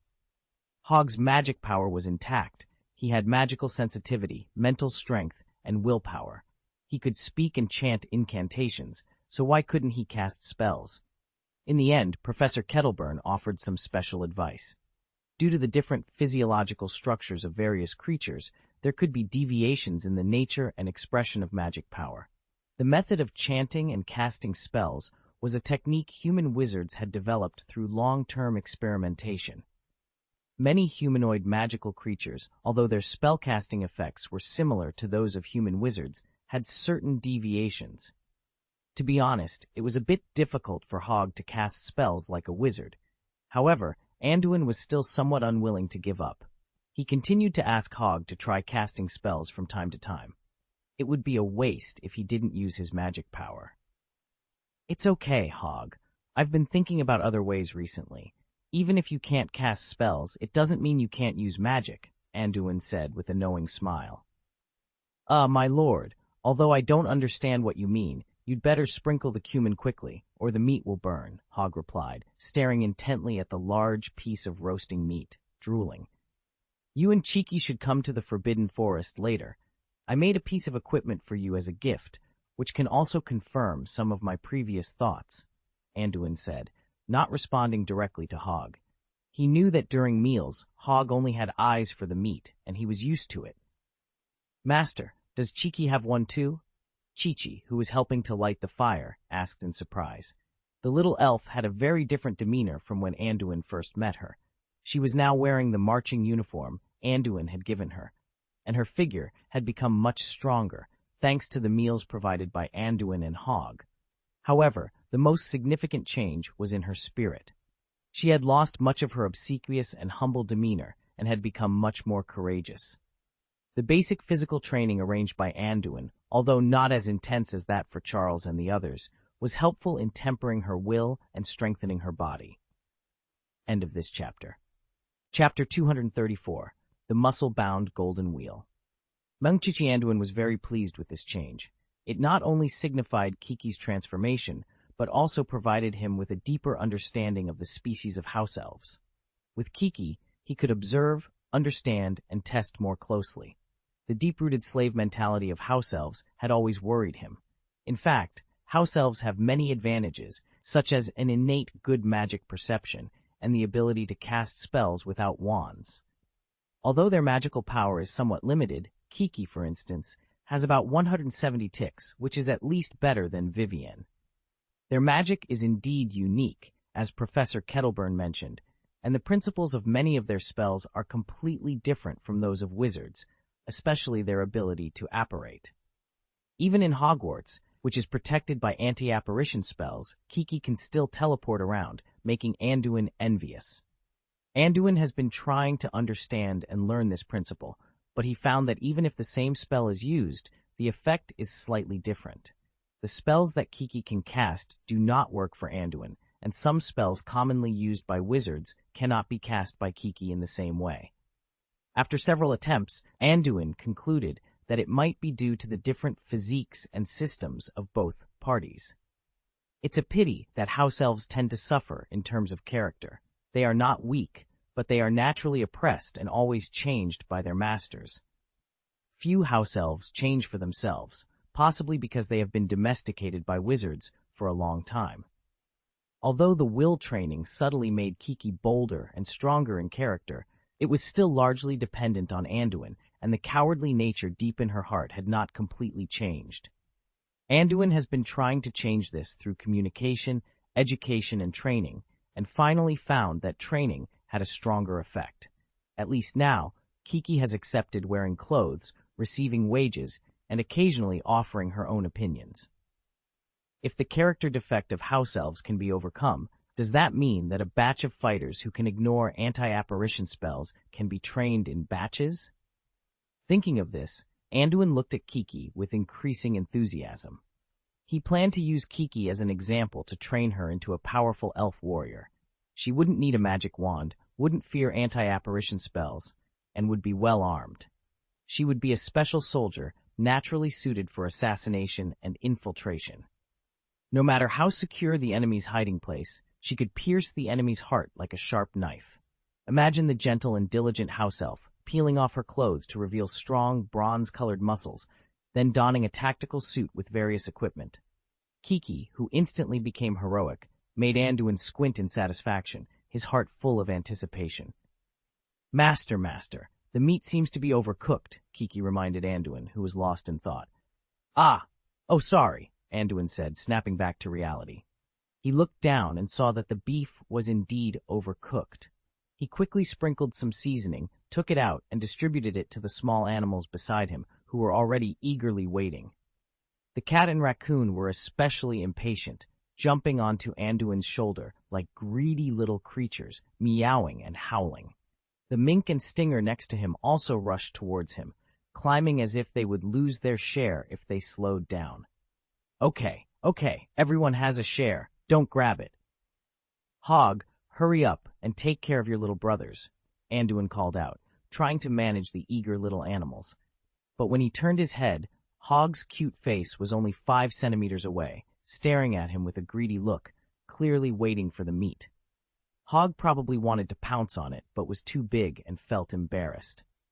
After some tossing and turning, Anduin finally managed to distribute the meat to the eager little creatures. After spending quite some time with the group of magical animals, Anduin finally managed to feed them. With that task completed, he turned his attention to Hog and Kiki, leading them into the Forbidden Forest. Once they were beyond the boundaries of Hogwarts, Anduin found a flat area within the forest. My lord, are we conducting another experiment today? We've tried many methods, but I still can't cast a spell, Hog said, his voice tinged with frustration. Having been in contact with Anduin for so long, Hog knew that his lord was a scientific research enthusiast, always eager to experiment. By now, Hog had grown accustomed to it. Just because you can't cast a spell doesn't mean your magical power is wasted. Your potential hasn't been fully developed yet, Anduin replied with a reassuring smile. He then pulled out 2 items from his bag and showed them to Hog.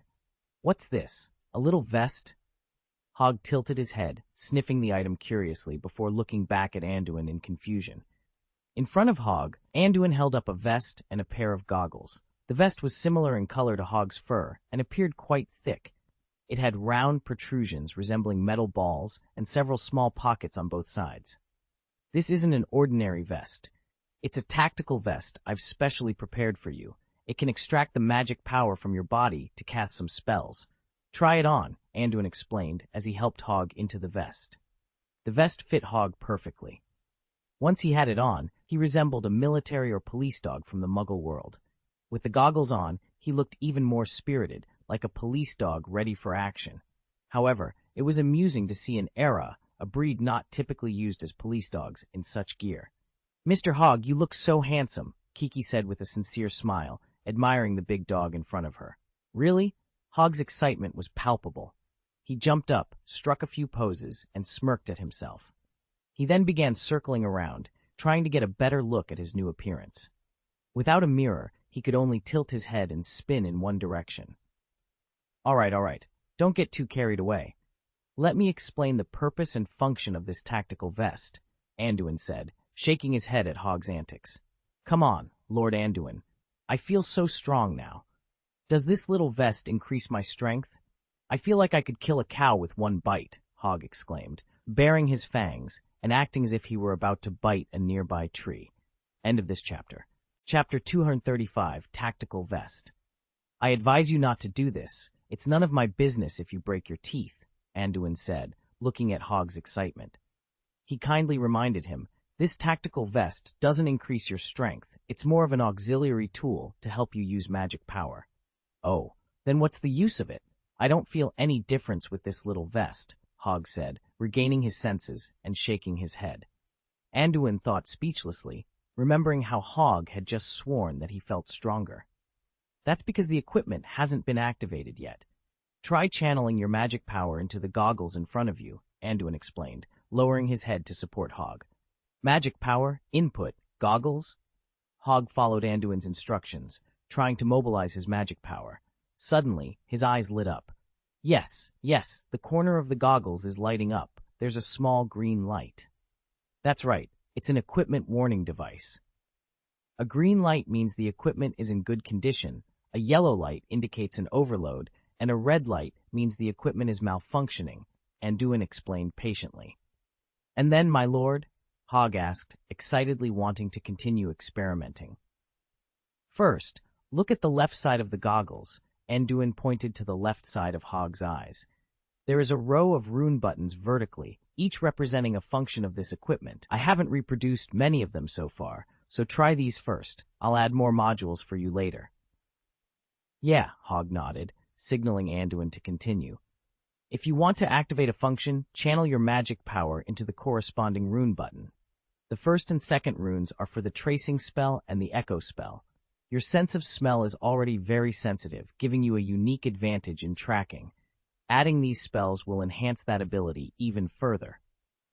Anduin signaled Hog to try it. Following his instructions, Hog injected magic power into the goggles, and soon a different scene appeared before his eyes. Hog's eyes widened as if he saw some magical and graceful scenery. His mouth and tongue stretched out, and he turned around in circles. It's not his fault. When Anduin and Professor Burns first experienced the echo spell, they were shocked too. After a while, Hog ended the test under Anduin's reminder. "How was it?" Anduin asked. "It's amazing, my lord. I feel like I could play with this all day," Hog exclaimed. "In the future, I'll arrange training for you that combines these spells, such as searching, tracking, digging, and identification. Once you're familiar with them, you can explore the rest of the equipment's functions," Anduin advised kindly. The next spells are the Illusion Charm and the Iron Armor Charm, which provide hiding and protection abilities. These spells require you to output enough magic power in a short period, making them more challenging to use. "Give it a try," Anduin encouraged. Having already experienced the equipment's magic, Hog quickly mobilized his magic power. He looked at Anduin with surprise. "I can feel this vest pulling on my magic power, and I can roughly perceive how much is needed and how much is missing." "That's right. It's normal for the external charm pendant to be more easily perceived than your own spellcasting. How about it? Can you use it?" Anduin asked, taking out the recording board to note the usage data. "Yes, it's a bit challenging, but as long as you put in all your magic power, you can activate the spell," Hog explained. As soon as Hog finished speaking, Anduin saw the husky in front of him disappear into thin air. Anduin then activated the echo spell and watched as Hog, now invisible, quietly lowered his body and slowly crept behind Kiki. The pads on Hog's body muffled any sound he made while moving, so Kiki, still staring at the spot where Hog had vanished, didn't notice anything unusual. "Wow!" Hog suddenly appeared behind Kiki and howled loudly, causing Kiki to jump more than half a meter into the air. "Okay, Hog, this tactical vest is not for airing people," Anduin said, rubbing his forehead helplessly. "Wow." Hog tilted his head in puzzlement. "Shouldn't such an interesting function be used to scare people?" "All right, since you can activate the illusion curse, the iron armor curse should work too," Anduin said, looking at Hog seriously. After getting confirmation from the husky, he continued. "Next, let's do a test. You move around me erratically, activate the disillusionment curse and the iron armor curse, and I'll see how long it takes to hit you under normal conditions." Hog nodded eagerly, ready to play. He quickly disappeared, blending into his surroundings, and then began to move at high speed.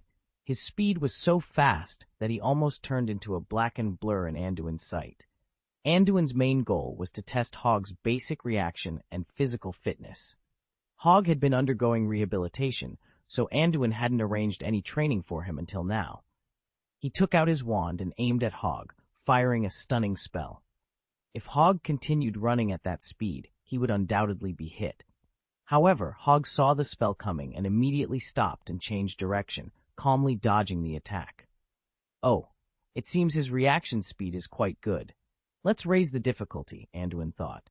He fired 2 more spells, one aimed at Hog's path and the other blocking his escape route. Seeing this, Hog exerted force with his hind legs, leaping more than a meter into the air and easily dodging the spells. Anduin continued to increase the difficulty, firing 3 spells, then 4, and finally using the technique of multiple spells to shoot 5 in a row. Hog, moving at high speed, was eventually hit, but the iron armor curse protected him, though he was slightly off balance. "Okay, that's the end of the test," Anduin called out, recording various data about Hog on his clipboard. He was very satisfied with Hog's performance. With proper training, Hog had a bright future ahead. End of this chapter. Chapter 236, Attack Module. Next is the Levitation Rune. It has 2 uses. The first is to cast it on the tactical vest. It can gradually reduce weight and change directions to improve your movement speed and flexibility. At maximum power output, it should allow you to float directly. "Give it a try. Activate the 5th rune, and then focus on yourself," Anduin instructed Hog with a smile. "Yes, my lord," Hog responded eagerly. He was thoroughly enjoying himself. This tactical vest was far more interesting than playing with balls of wool or dealing with racists. Hog focused his gaze on the 5th rune on the left side of his goggles. Gradually inputting his magic power, he closed his eyes and concentrated on his body. Soon, he felt the small vest on his back slowly rising and his body becoming lighter. When he opened his eyes again, he rushed forward with a whoosh sound.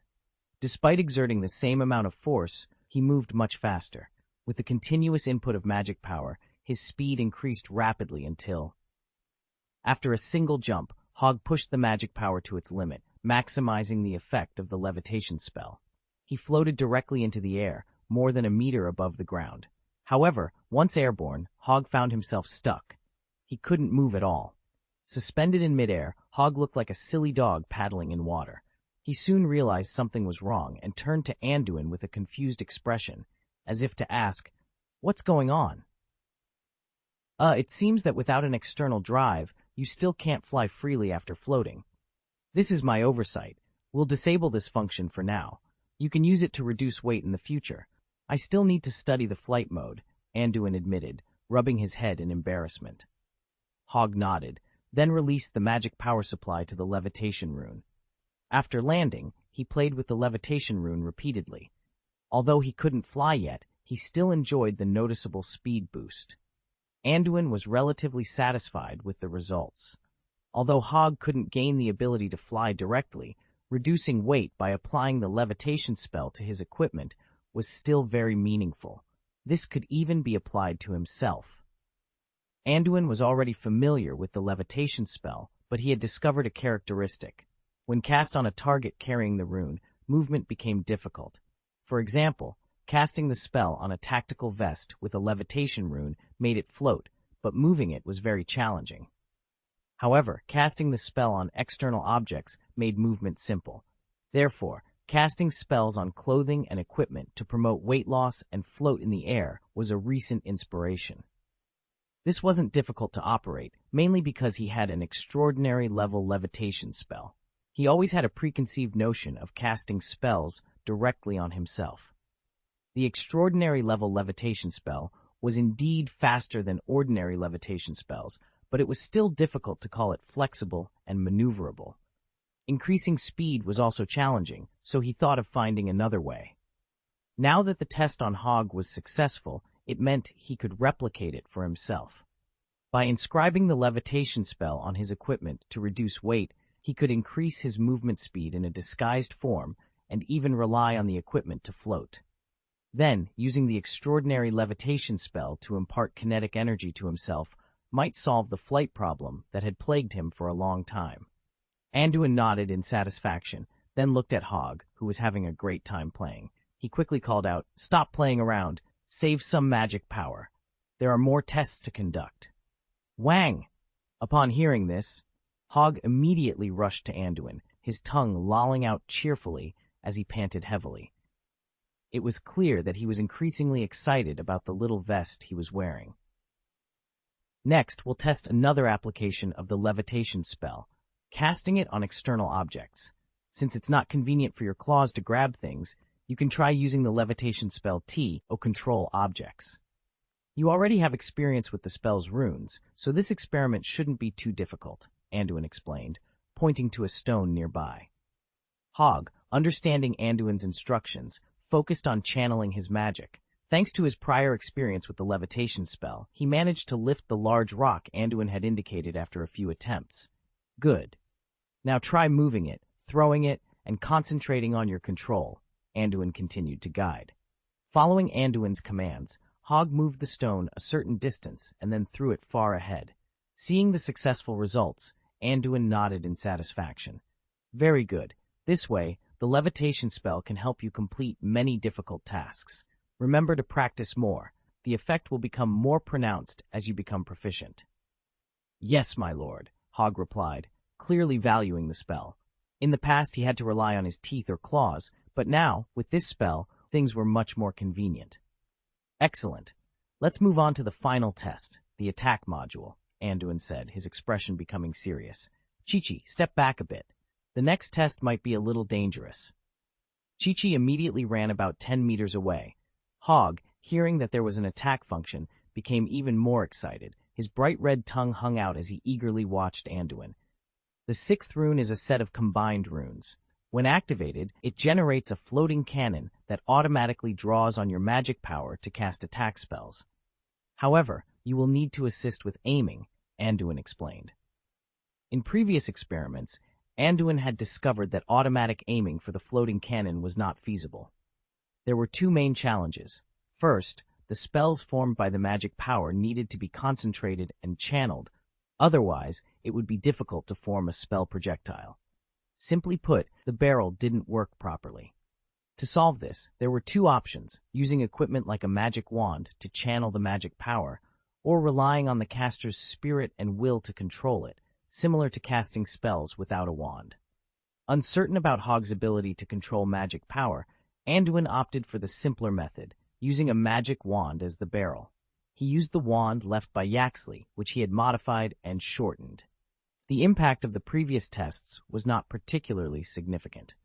The second challenge with the automatic floating cannon was aiming. It was difficult to aim independently and prone to accidental injuries. Anduin's solution was to have the operator assist with aiming, allowing Hog to aim directly. End of this chapter.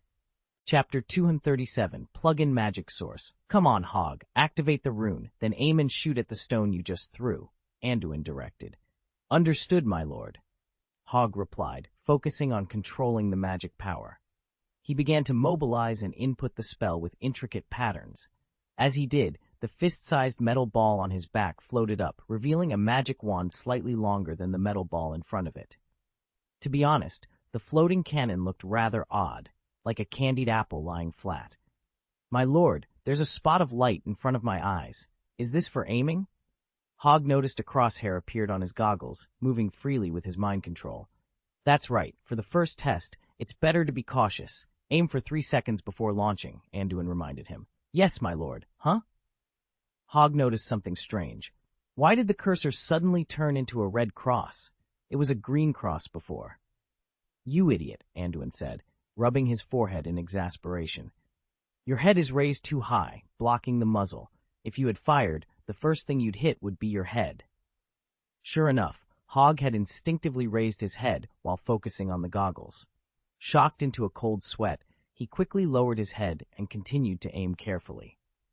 My lord, should I fire now? This posture should be fine, Hog asked uncertainly.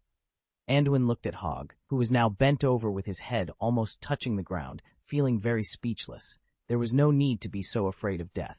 He nodded and said, Launch. Rest assured, the power of the spell I added is not very exaggerated. It won't kill anyone if it accidentally injures them. Okay, fire! After receiving a definite answer, Hog focused on increasing his magic power output. The floating cannon on his back trembled, and free electric lights appeared on its surface. With a boom, a silver-blue current laser hit the distant stone in the blink of an eye. Everyone heard a loud bang as the stone was instantly torn apart, with fragments scattering everywhere, some flying more than 10 meters away. My lord, do you call this not very powerful? Hog felt his legs go weak at the sight. If his head had been hit by this spell, wouldn't he have died on the spot? This is just an ordinary cluster lightning spell. When it hits a living body, it has more paralyzing and burning effects. If it doesn't hit a vital point, it would take at least 2 or 3 shots to kill a werewolf. Don't worry, Anduin said indifferently. Hog looked at Anduin speechlessly. A spell that can kill a werewolf in 2 or 3 shots. Did he call this normal? Did he underestimate the physique of werewolves? Okay. This test is considered a complete success. Get more familiar with this tactical vest when you have time. This is just a preliminary version. I'll add more plugins in the future, such as apparition spells, loads of throwable talismans, and the like, Anduin said, not paying attention to Hog's terrified expression. He then shifted his gaze to Cheeky. Cheeky, next is your equipment. Come here. Yes, master. Cheeky jumped up and down excitedly, standing at attention. Anduin took out a similar tactical vest and motioned for her to put it on. After she did so carefully, Anduin explained patiently, Chi-Chi, your magic spell is good, so I won't add any strange functions to your vest. The main functions of this tactical vest are concealment, energy storage, and auxiliary training. After researching Chi-Chi, Anduin found that house elves have excellent magic perception abilities, and their sensitivity to magic is much higher than that of wizards. From the beginning, house elves have been able to cast spells without a wand. Moreover, their efficiency in using magic is surprisingly high. Generally, wizards need 5 to 6 ticks to cast a spell, while house elves only need 3 to 4 ticks, saving about 30% of their magic power. However, compared to wizards, their mana reserves are still quite limited. The mana reserves in their bodies are roughly 1/3 of that of ordinary adult wizard, DS, or even less. This is partly due to their short and thin bodies. Additionally, most elves have a slave-like status in wizarding society, making it difficult for them to absorb enough nutrition, which slows the increase in their magic power. Take Kiki, for example. The magic power reserve in her body was only about 150 ticks initially. After several months of being fed by Anduin, it has now reached 170 ticks, but she still appears thin. Therefore, to compensate for this shortcoming before Cheeky's physical fitness and magic power reserves improve, Anduin chose to install an external magic power source. This tactical vest is equipped with 9 magic energy storage runes, each capable of storing roughly 20 ticks of magic power, providing a total of 180 ticks of spare magic power. It is also equipped with an energy-absorbing magic circle that can automatically recharge by absorbing free magic energy. Additionally, Cheeky's tactical vest is equipped with the standard Phantom Curse and Iron Armor Curse, which are spells that consume a lot of magic power. The pockets on both sides are enchanted with the No Trace Stretch Curse, making it much more convenient for Cheeky to perform daily housework with the added space. To support her daily training, the vest is also inscribed with the Healing as Before spell. Despite Cheeky's weaker physique, she needs to do a lot of physical training to continue increasing her magic power reserve, and this spell can initiate necessary treatments. After putting on the tactical vest given by Anduin, Chi-Chi carefully tested it like Hog did. Under Anduin's guidance, she learned how to extract and use the magic power stored in the vest. Soon, Chi-Chi couldn't put it down and kept fiddling with it. Next, Anduin accompanied Hog and Chi-Chi in the Forbidden Forest to familiarize themselves with the equipment. Afterward, they returned to the hut in the Forbidden Forest. There, Anduin saw a chubby figure sitting on the steps of the hut, stroking a cat. It was Vivienne. Vivienne's appearance has changed significantly. At the beginning of the school year, Anduin had her eat and drink well for a month to experiment with the effect of energy intake on mana reserves. Vivienne welcomed this very much. However, later test results proved that energy intake alone, without training, had no obvious effect on increasing magic power. End of this chapter. Chapter 238, The Potions Office. Vivienne's magic power hadn't increased much, but her weight had skyrocketed. Anduin felt guilty about this outcome, so after a month, he intensified Vivienne's training regimen, hoping to help her lose weight. However, with Vivienne's love for food and her aversion to rigorous training, she was inconsistent in her efforts. As a result, her magic value barely broke through 200 ticks, while her weight continued to climb. The main issue was that after Anduin rescued several magical animals, he started cooking more food daily. Vivienne shamelessly began to steal food meant for these animals. If Anduin hadn't caught her in the act, the animals' recovery would have been much slower. Vivienne, weren't you supposed to be on a date with Charles? How do you have time to come here? Anduin asked, puzzled. Since the school year began, Charles and Vivienne's relationship had developed rapidly. They spent most of their free time together, and Vivienne often used this as an excuse to skip training. We can't stay in Hogsmeade all day. Can't I come over to see if you're here? Hog and Fluffy are hungry and thin, but as soon as I arrived, I found you secretly eating barbecue. Are you hiding something delicious from me? Vivienne said, grabbing the cat raccoon she named Fluffy and rubbing it against her face, as if to punish it. The cat raccoon shook its lion-like tail helplessly and looked at Anduin with pleading eyes, as if to say, "Why are you just standing there? Save me." Ever since Anduin discovered Vivienne's habit of stealing food from the animals, he rarely cooked in front of her, especially meat. Seeing Anduin's embarrassed expression, Vivienne glared at him. "All you do is steal food. What will you do if this continues?" Hog and Fluffy were stunned. Did this girl really have the audacity to speak so confidently? She was the one who did nothing all day, yet she still wanted to scold them. "Forget it. I'll let you go today," Vivienne said, releasing the poor cat raccoon. "The dean asked me to find you. You weren't in the common room, so I got caught." "Snape? Why is he looking for me?" Anduin wondered. Is it because of the promise he lost in a bet last year?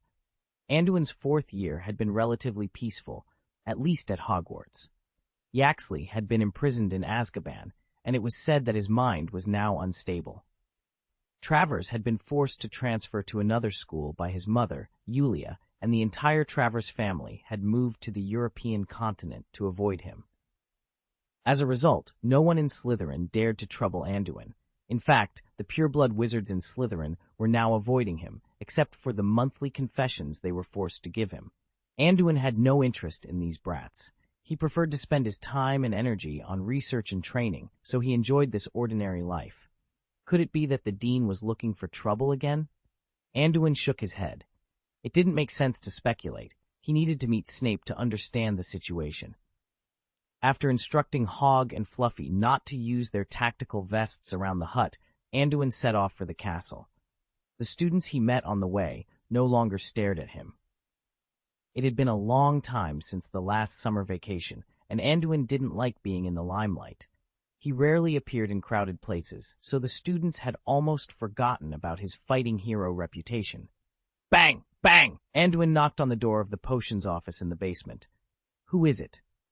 Professor Snape's voice was as deep and slow as ever, carrying a magnetic quality that seemed to push people away. "It's me," Anduin replied, his voice equally low and cold. Perhaps it was due to his frequent interactions with Snape that his tone had gradually become similar. "Come in. The door is unlocked." Anduin opened the door and stepped inside. The potion office exuded a cold and damp atmosphere.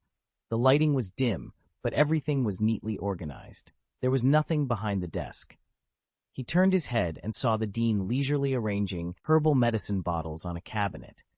It wasn't until Anduin had entered the room and stood still for a moment that Snape slowly turned his head. "Still so impolite.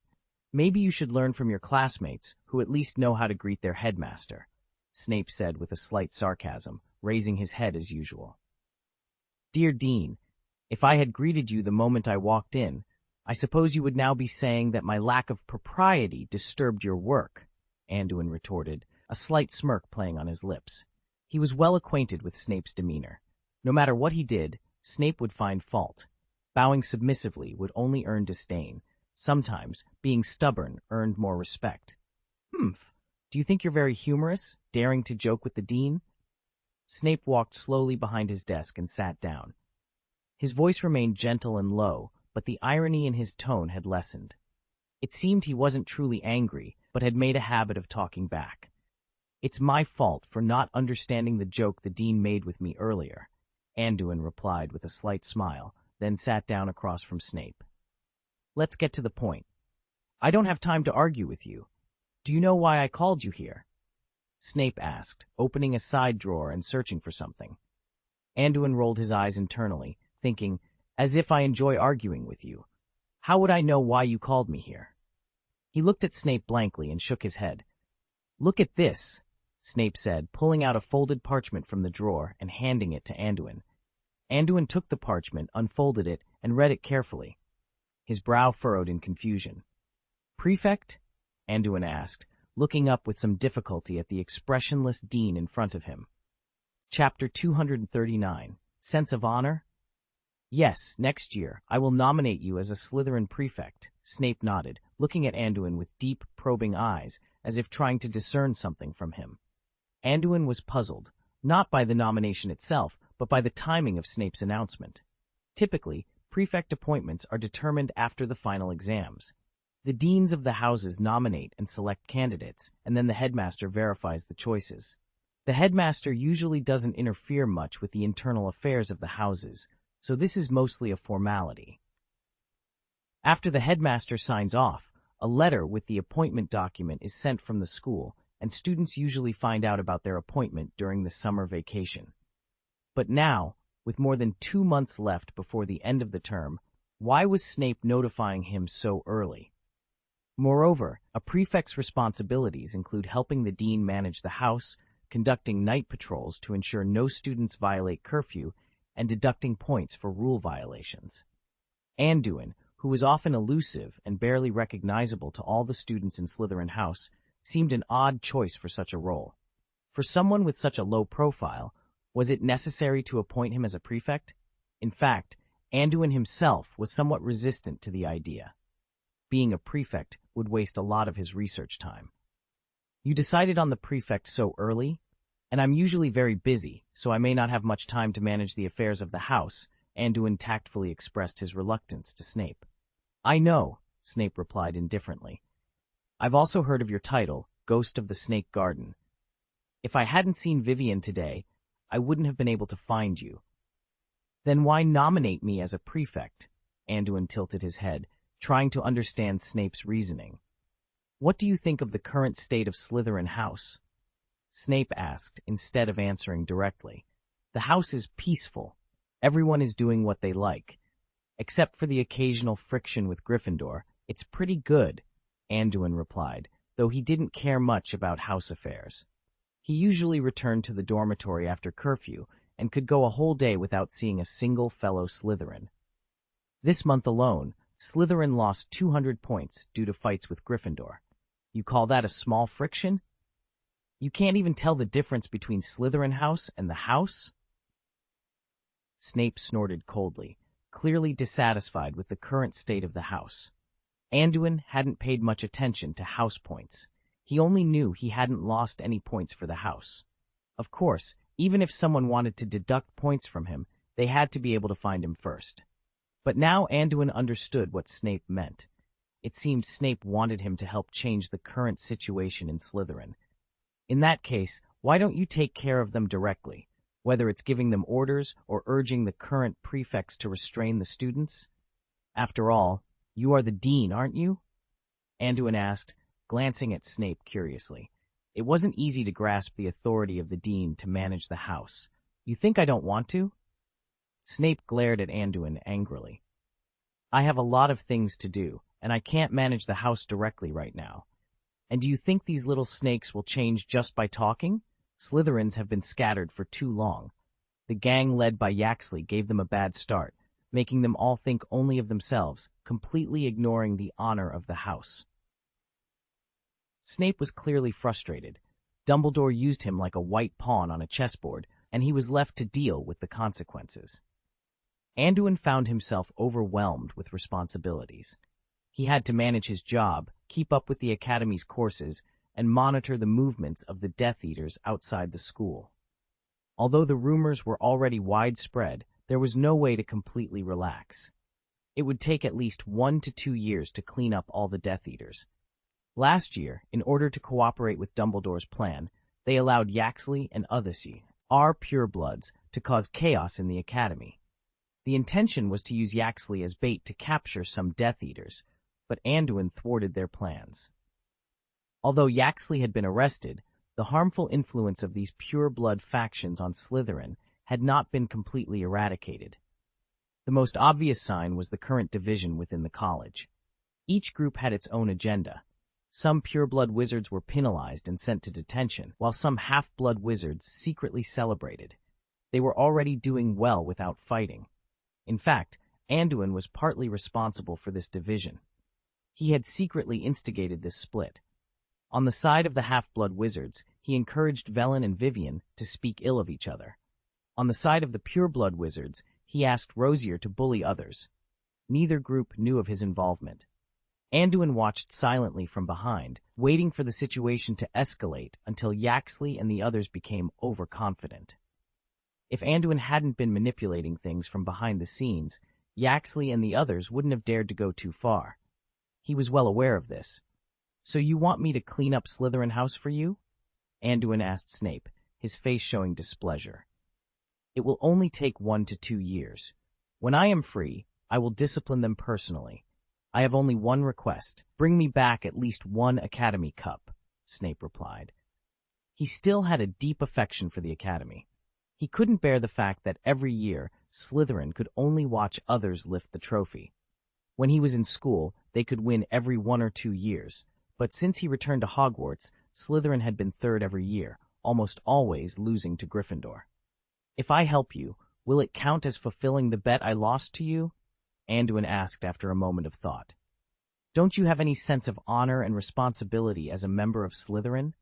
Snape looked at him with dissatisfaction, his voice rising. Honor? Responsibility? Hearing these words again, Anduin fell into deep thought. His past honor was in defending his country, and his obligation was to obey orders. But now this country held no affection for him, and he was not willing to bleed for it. The man who gave him orders was long gone. Where was his officer now? Did he even exist in this world anymore? Without his officer, Anduin felt lost. In the beginning, he had no motivation to do anything in this world. Chapter 240, A New Beginning. Despite repeatedly reminding himself to adapt to his surroundings, Anduin still instinctively felt out of place. He now only trusted his own strength, protecting himself and the things he valued, and no longer accepted orders from anyone. Unless he had a good relationship with someone and was willing to help for free, everything had a price. Are you so sure that I can bring about changes in Slytherin? Anduin asked indifferently, ignoring Snape's mention of honor. I can see the changes you've brought to Villain, Ibrahimovic, Charles, and Bill. Except for Vivienne, who seems to have only gained more than 12 pounds, there are actually 2 Gryffindor students among them. It seems you don't fully consider yourself a member of Slytherin, Snape retorted sarcastically, seeing that Anduin was unmoved. Slytherin? Anduin thought wryly. He had initially wanted to blend in, but the students in the academy seemed unwilling to accept him. Well, since Snape was talking about honor, he would show Slytherin what real honor was. In that case, I agree to your request, Anduin said, his mouth curling into a smile as his eyes sharpened. But since you want me to manage Slytherin, it must be done my way. If I take care of it, I won't do it carelessly, and even you can't intervene." "It seems you are very confident," Snape replied, a smile playing on his lips. He knew this kid was reliable. "Since you trust me, I will give you a perfect answer. I can assure you that the Academy Cup will only appear in the Slytherin Common Room in the future," Anduin sneered. This was Snape's choice. He shouldn't regret it later. "I hope so," Snape said, raising his eyebrows in surprise. This kid really dared to talk big. He hoped Anduin wasn't just bragging. For Anduin, agreeing to Snape's request was partly about fulfilling his bet and repaying the counter-curse of Shen Feng Wu Ying bestowed by Snape. The spell was incredibly effective, with fast attack speed and considerable lethality. It had become his common attack spell. After leaving Snape's office, Anduin carefully considered his next steps. Since he had made the promise, he needed to do his best. He decided to take a good look at the current situation in Slytherin House. Previously, he hadn't cared about it, and Velen, Ibrahimovic, and others rarely talked about it in front of him. Only Vivienne occasionally mentioned some gossip she had heard. "This happens to be the busiest time in the common room, so let's start there." Anduin nodded to himself and headed for the Slytherin lounge. As he approached the stone door in the basement, he encountered a female student from the same school, holding a stack of books. She seemed to have just returned from the library. This girl, a year younger than him, was his mixed-race classmate named Mona. Mona was surprised to see Anduin at this time. She nodded stiffly to him and didn't dare to strike up a conversation. Anduin smiled and nodded back, then followed Mona into the common room. Coincidentally, a few students were walking out of the lounge, talking and laughing. Anduin recognized one of the girls immediately. It was Millie Osbert. The students with her were also pure-blood wizards, but not the ones who paid him protection fees every month. When this group of wizards met Mona, they didn't react at all. They neither greeted her nor made eye contact, passing by like strangers. However, when Millie Osbert saw Anduin behind Mona, her face instantly became stiff. She immediately lowered her head, not daring to look at him, and passed by quickly. He rushed out of the stone gate in a desperate manner, almost as if he were fleeing. "Am I really that scary?" Anduin thought to himself. He shook his head helplessly, recalling how she hadn't appreciated his earlier attempt at a beauty treatment. Without lingering on the thought, he walked into the common room. The Slytherin common room was bustling with activity. Some students were gathered around the coffee table in front of the fireplace, diligently working on their homework. Others were engrossed in a game of wizard chess by the wall, and the clattering sound of mahjong tiles could be heard from two tables where several young wizards were playing cards. As Anduin entered, all eyes turned towards him, curious and somewhat wary, as if they were observing a rare creature. Many of these students had probably never spoken to him since they started school. They seemed puzzled by his sudden appearance. Unfazed by the attention, Anduin made his way directly to the dormitory without engaging with anyone. The students present didn't dare to approach him. Once inside the dormitory, Anduin cast a disillusionment charm on himself and returned to the common room. He intended to spend some time observing everyone. Although the common room appeared normal, with students engaged in their activities, Anduin's keen eyes noticed a distinct division among them. The young wizards seemed to be grouped into isolated cliques, interacting within their own circles but not with others. It was as if invisible walls separated them, preventing any form of communication. Contrary to his expectations, these groups were not divided strictly by blood status.